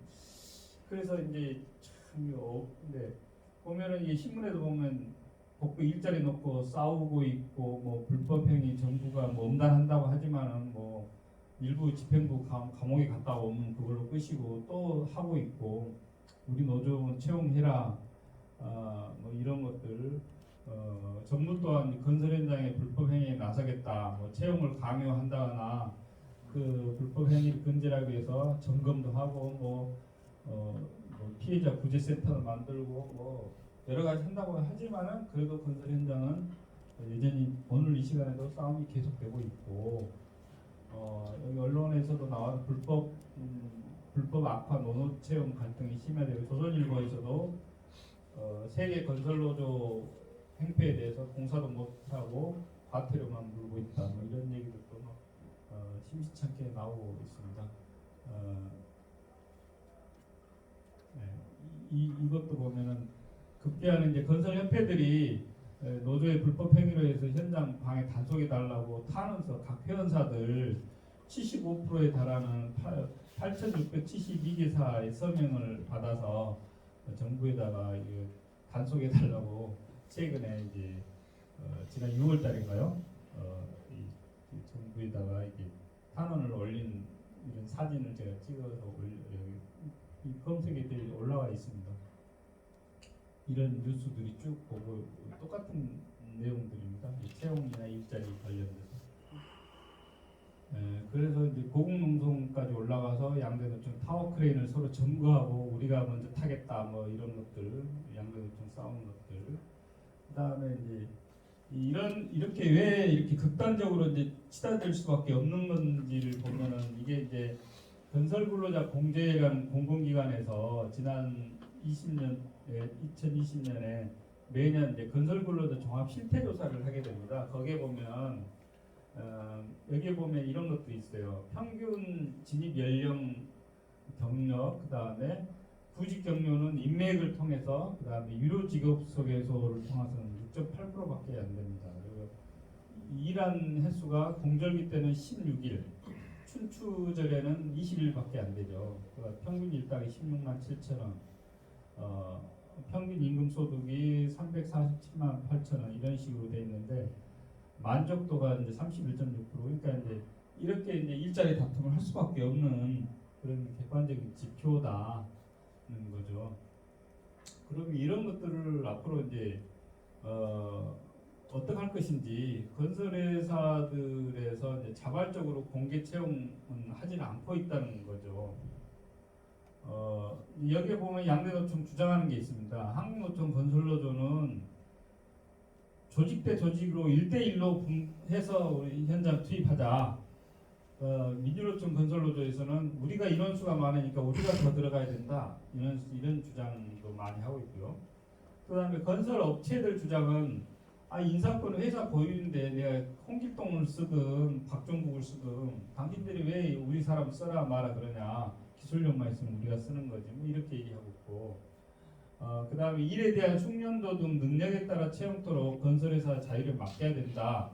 그리고 이제 노조의 불법 행위에 대한 정부 개입을 촉구하고 있다. 공사 지연 사태가 이제 속출하니까요.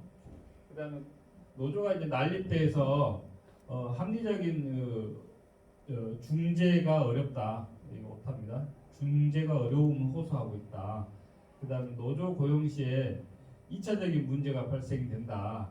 왜냐하면 이제 파업을 하게 되고 또 다른 또 임금 인상 요구를 하게 되고 막 이런 것들이 이제 그다음에 안전을 빙자해서 또 작업 거부, 폐업 뭐 이런 것들도 뭐 하게 되고 뭐 이런 것들이 건설업체 입장. 그러니까 이런 주장들이 다 각기 틀려가지고 이 공적인 이런 조율이 굉장히 쉽지 않죠. 그래서 정부나 행정기관 입장에서는 또 이런 개입하기 싫어합니다. 노사 자유를 존중을 핑계대면서 방관자적인 입장을 하고 개입을 하지 않고 있고, 그 다음에 집회 시위 때마다 신규 현장에 경찰 인력을 배치해서 행정력이 굉장히 피로감도 있고 예산 낭비도 되고, 그 다음에 여러 가지 군소 노조들이 난립돼서 조율도 안 되고, 그 다음에 불법 행위 고소 고발 시 이제 그때는 법 집행하겠다 뭐 이렇게만 얘기하고 있습니다. 그 다음에 또 이제 이 중요한 내용인데요. 여기 보면 양대노총 건설노조 조직 정비를 통한 공정한 인력 배분이 이건데 노조가 다 수직적인 단일 노조로 되면 되는데 노조를 그러니까 여기서 노동조합 하면은 아시겠지만 그 금속노조, 화성노조 뭐 이런 것들 거기서 각각의 건설노조를 받아들여 버린 거예요. 건설산업연맹은 다 그 밑으로 들어와라 이렇게 총연맹에서 조직 정비를 해줘야 되는데 각 그 산하 연맹들이 자기 그 조합원 수를 늘리려고 금속노조에서도 건설노조 조합원들을 받아주고 화성노조에서도 받아주고 서비스 노조에서도 건설노조 조합원들을 받아줘 버리고 이러다 보니까 조율이 안 돼 버리는 문제 이런 것들 문제가 있고 그다음 협상 컨설팅 및 코칭에 고려해야 될 고민거리들이 하나가 있더라고요. 뭐냐면 그 사업주들은 이제 더 큰 조직을 의식해서 현해하거나 소수 노조의 생존권을 배제하는 경우도 있습니다. 그러니까 노조는 노조의 큰 힘을 이용, 완력을 이용해서 현장에 이제 들어갈 수도 있지만 또 소수 노조에 있는 부분들은 이제 피해를 보고 있는 거죠.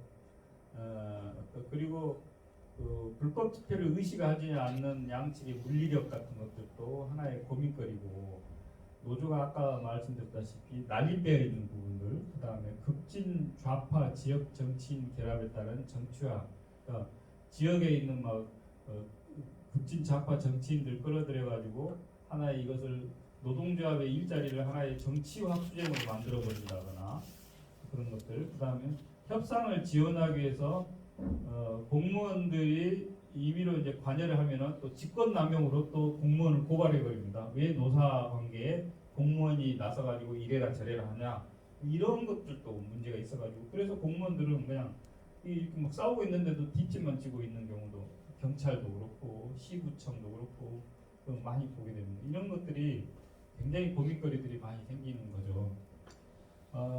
그래서 이제 이런 건설노조 노조 갈등에 대한 협상 컨설팅 및 코칭이라고 제가 이제 제목을 붙여봤는데요. 일단은 이걸 해결하려면 어떻게 해야 될 것인지, 그래서 이제 고민거리를 제가 이제 정리한 겁니다. 그래서 일단 양대노총 건설노조가 하나의 좀 단일화된 수직 체계를 조직을 좀 정비할 수 있도록 행정기관에서 행정지도가 좀 필요하겠다. 그래서 조직이 난립되지 않게끔 수직적으로 되게끔 하면은, 그래 너희들 한 명, 너희들 한 명, 니들 한 50%, 여기 50% 이렇게 일반을 나눠주는 식으로 이렇게 좀 조율이 되는데, 그게 안 되다 보니까 그래서 이걸 좀 행정지도가 좀 필요할 것 같다. 그 다음에 불법적인 과잉 집회에 대한 여론이 악화되잖아요. 그런 것들에 대해서 이제 노조도 자기들의 이미지가 굉장히 실추되고 있다는 것에 대해서 굉장히 좀 위축된 부분들도 있습니다. 그런 것들에 대해서 노동조합도 이런 것들에 대한 노동조합 이미지를 좀 우리가 좀 예의주시할 필요가 있고, 처음에 이제 그 공사가 시작되면은 인력 채용 계획서를 좀 어떻게 할 것인지 좀 제도적으로 좀 도입했으면 좋겠다. 그래야 현장 생기기 전에 미리 딱딱딱 이렇게 조율이 돼가지고 이런 분쟁이 안 생길 거 아닙니까? 그리고 이제 노조원이 이제 이미 이제 현장에서 관리자들이 하는 말은, 자, 우리 현장은 노조원이든 비노조원 가리지 않겠다. 정말로 실력 있고 능력만 있으면 가리지 않고 채용하겠다. 이렇게 하고 있는 현장도 제가 많이 봤어요. 근데 노조원이라는 브랜드를 가지고 들어와서 일을 시켜보니까, 예를 들어서 이 사람이 일당 25만 원인데 실적으로 시켜보니까 망치질 자체도 서투는 그런 사람도 있더라는 거죠. 노동자 조끼 입고 들어와가지고. 그래서 이런 것들을 건설 현장에, 그 다음에 불성실 근무 같은 것들, 현장에 들어와가지고 일을 열심히 해야 되는데 다른 행동들을 한다 이거죠. 현장에 막 부실 시범 같은 거 막 몰래 사진 찍으러 다닌다거나, 현장에 이제 압박하기 위해서 그런 것들, 이제 불성실 근무하는 것들, 그 다음에 막 시간 때우게 하는 것들, 그 다음에 이런 것들을 근로계약을 해지할 수 있도록 하는 것들도 필요하겠다. 그래서 젊은 내국인 기능 인력이 건설업을 진입하기 위한 유인책이 좀 필요하겠다는 것들. 그래서 건설 현장에 여러 가지 외국인들이 많이 쓰다 보니까 그것이 노조의 하나의 또 빌미가 되고 하다 보니까 젊은 내국인 기능 인력이 건설업을 여러 가지 이제 그 임금이나 사회복지 혜택 이런 것들을 해서 건설 현장에 젊은 인력이 많이 또 들어와야 그런 그 일자리 부족 문제 부분들도 그걸 외국인으로 채워서 하려고 하는 부분들도 없어지지 않을까. 그리고 이제 조합원 비율제 같은 걸 좀 도입을 좀 해서 이런 것들이 사전에 좀 조율이 되지 않을까 하는 생각을 해봤습니다. 마지막 시간이라 길게 할 수가 없어가지고 제가 막 써보고 있습니다.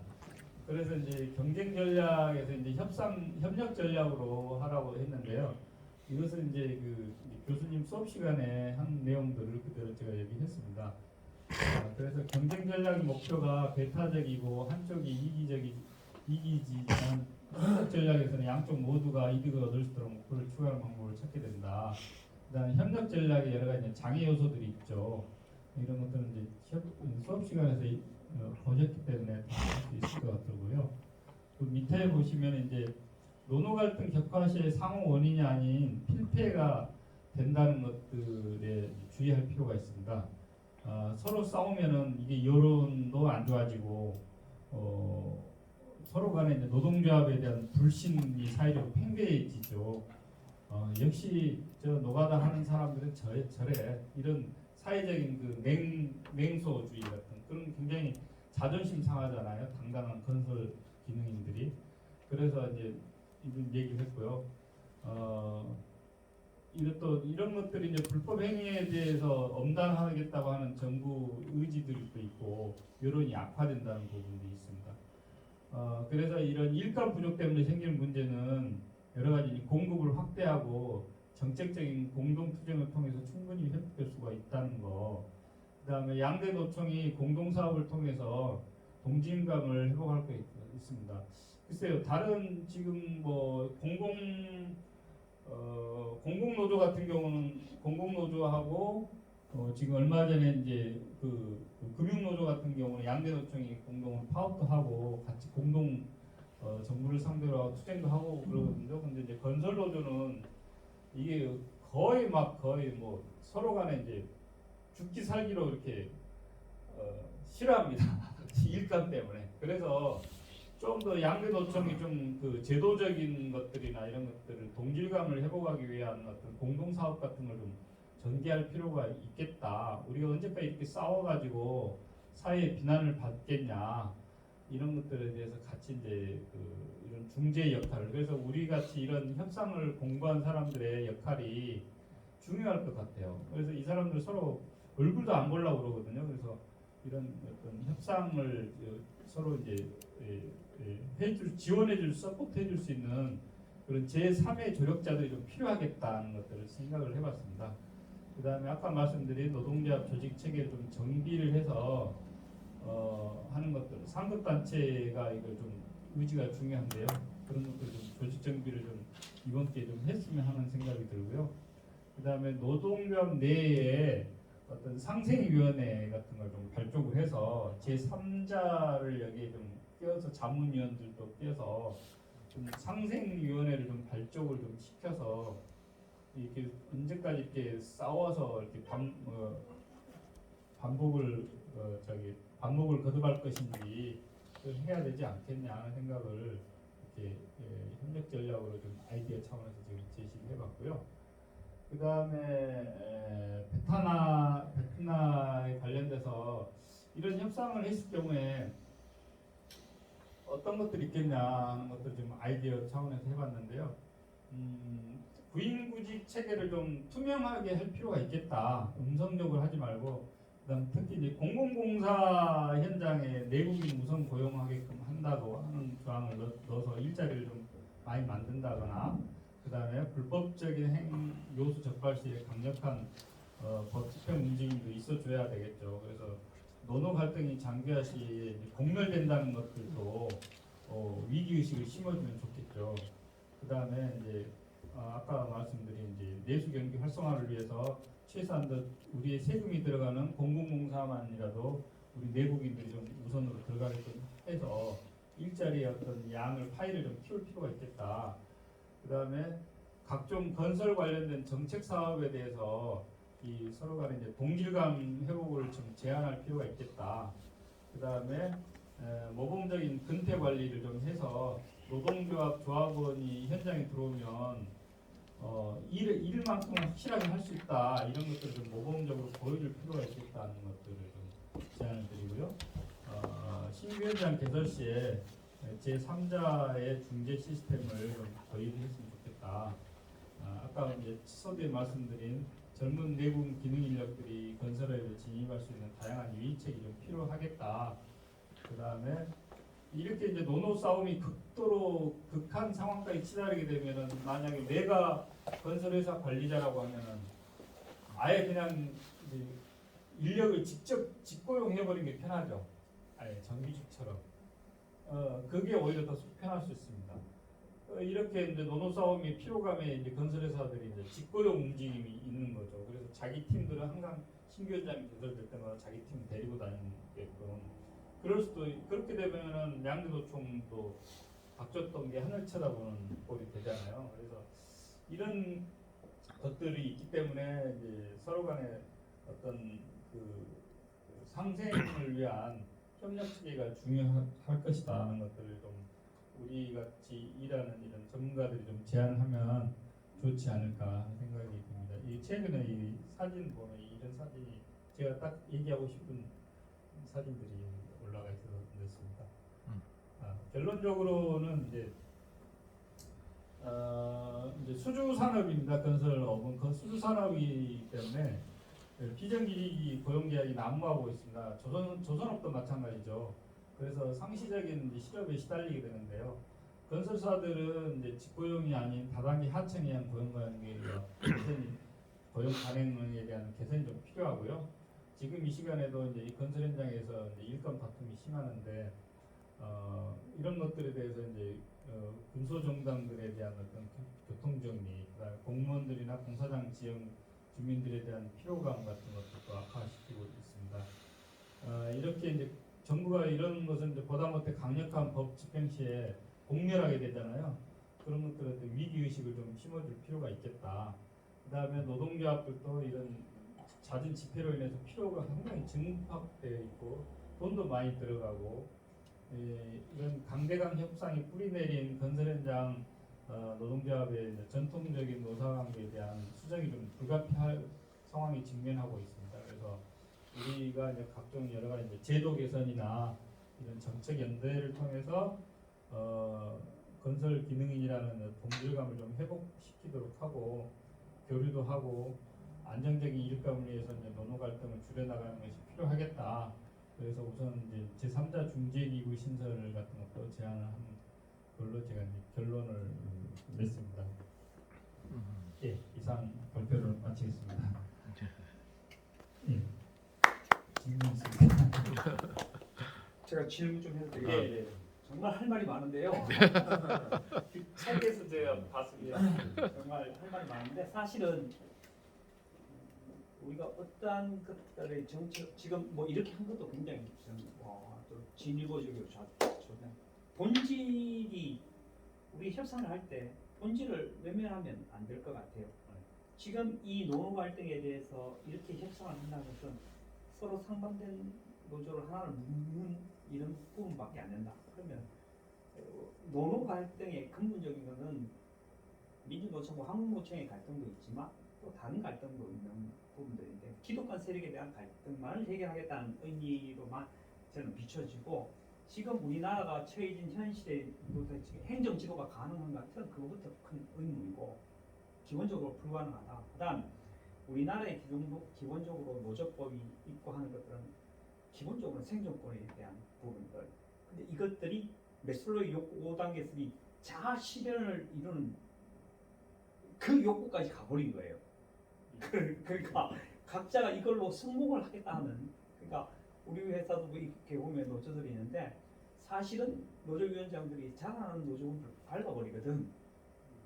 자체 내에서도. 뭐 이러한 부분들에 대한 부분들이 굉장히 중요한 것 같아요. 그런다 그러면 본질적으로 지금 두 양대 노총의 관계의 문제가 아니라 그 용광로 속에 다 녹아 있는 정말 우리 근로자들이 행복한 행동이 무엇인가? 그리고 사측하고는 어떠한 관계에 대한 부분들이 있는가? 저는 아무리 노력해도 안 되고 중요한 것은 노사의 합의 또 노노 간의 합의를 통해서 법률을 정비하고 제도를 정비하지 않으면 법 집행 강력하게 못한다고 생각을 합니다. 그래서 그런 쪽으로 노력을 하는 것들이 좀 맞지 않나 하는 생각이 듭니다. 좋으신 지적인데요. 이제 법적인 이제 어떤 강력한 법 집행도 필요하고 저는 이제 활동가로 아무래도 일을 했기 때문에 좀 그 전 단계로 뭔가 좀 할 수 있는 것들 아이디어를 해가지고 제가 나름대로 이제 보고한 게 이제 문재인 정부 시절에는 좀 BH에 있는 분한테도 제가 만들어서 보낸 적이 있었어요. 이런 것도 이제 물론 수용은 안 됐지만은 근데 이제 하여튼 이게 굉장히 큰 사회적인 문제입니다. 지금 뭐 공사 현장이 뭐 서울에서 제주도까지 없는 데가 없잖아요. 없는 데가 없다면 현장 생길 때마다 이 문제가 보통 문제, 심각한 문제가 아니고 또 행정력도 굉장히 여기에 낭비되고 있는 것들이 사실입니다. 그래서 뭐 일각에서는 뭐 노동조합도 갈 때까지 가봐야 된다. 완전히 수렁까지 가봐야만 정신들 차린다. 뭐 자체적으로 이렇게 얘기하는 사람들도 있어요. 사실 솔직한 얘기로 있는데 하여튼 뭐 그렇게 가기 전까지 뭔가 누군가는 이쪽에 전문가가 있다고 하면은 누구든지 이런 것들 제안도 하고 조율도 해봐야 되지 않겠냐. 근데 아무도 조율을 할 생각도 없고 서로 막 비난만 해요. 니 잘못돼서 니도 잘못. 제3자도 비난하고 당사자들도 비난하고 그러면 이걸 언제까지 비난만 하고 있을 거냐. 근데 노조의 수가 곧 세력이 더 걸렸는데 그걸 간단하게 포기할까? 사실은 쉽지가 않잖아요. 네. 특히 이제 뭐 소수도 이제 제 소수 이제 노동조합 활동을 안 하는 일반 근로자들도 있잖아요. 그 사람들도 굉장히 그 사람들도 최근에는 자기도 노조에 가입하고 싶다. 근데 안 받아준다 노조에서 뭐 이런 얘기까지 하고 하나의 선배님 말씀대로 노조가 하나의 큰 기득권화되어 있는 부분도 있고요. 근데 이제 노동조합이 커지면 커질수록 처음에는 우리가 인간답게 살고 싶다고 시작을 했지만은 노동조합이 커지니까 하나의 큰 사회의 하나의 기득권화로 자리 잡고 있는 경우가 많잖아요. 그래서 옛날에 뭐 채용 비리나 이런 것들이 막 뉴스에 심심찮게 나왔잖아요. 옛날에 그러니까 전에 이제 사업주들이 하는 나쁜 행태를 노동조합이 기득권화되다 보니 그 행태를 그대로 닮아가는 경우도 많이 봤습니다. 물론 뭐 사회적인 순기능도 많이 있죠. 최근에 건설 현장에 임금이 좀 많이 오른 부분이 있습니다. 그래서 그러다 보니까 젊은 사람들이 그래 나는 옛날에 노가다 별로 안 좋아했는데 그래 한번 건설을 나도 한번 해볼까 해가지고 건설 현장에 또 진입하는 새로 젊은 사람들도 요즘에 좀 심심찮게 늘어나고 있는 그런 긍정적인 부분이 있긴 한데 하여튼 그것은 뉴스거리가 안 되고 언론에 나오는 것은 항상 멱살 잡고 쌈박질 하는 것만 나오니까 저도 이제 그런 업종에서 있었기 때문에 안타깝죠. 네. 딱 1시까지인데 5분이 오버됐습니다. 다른 질문 있으실까요? 다른 질문 있으신가요? 없으시면 마치도록 네. 하겠습니다. 네.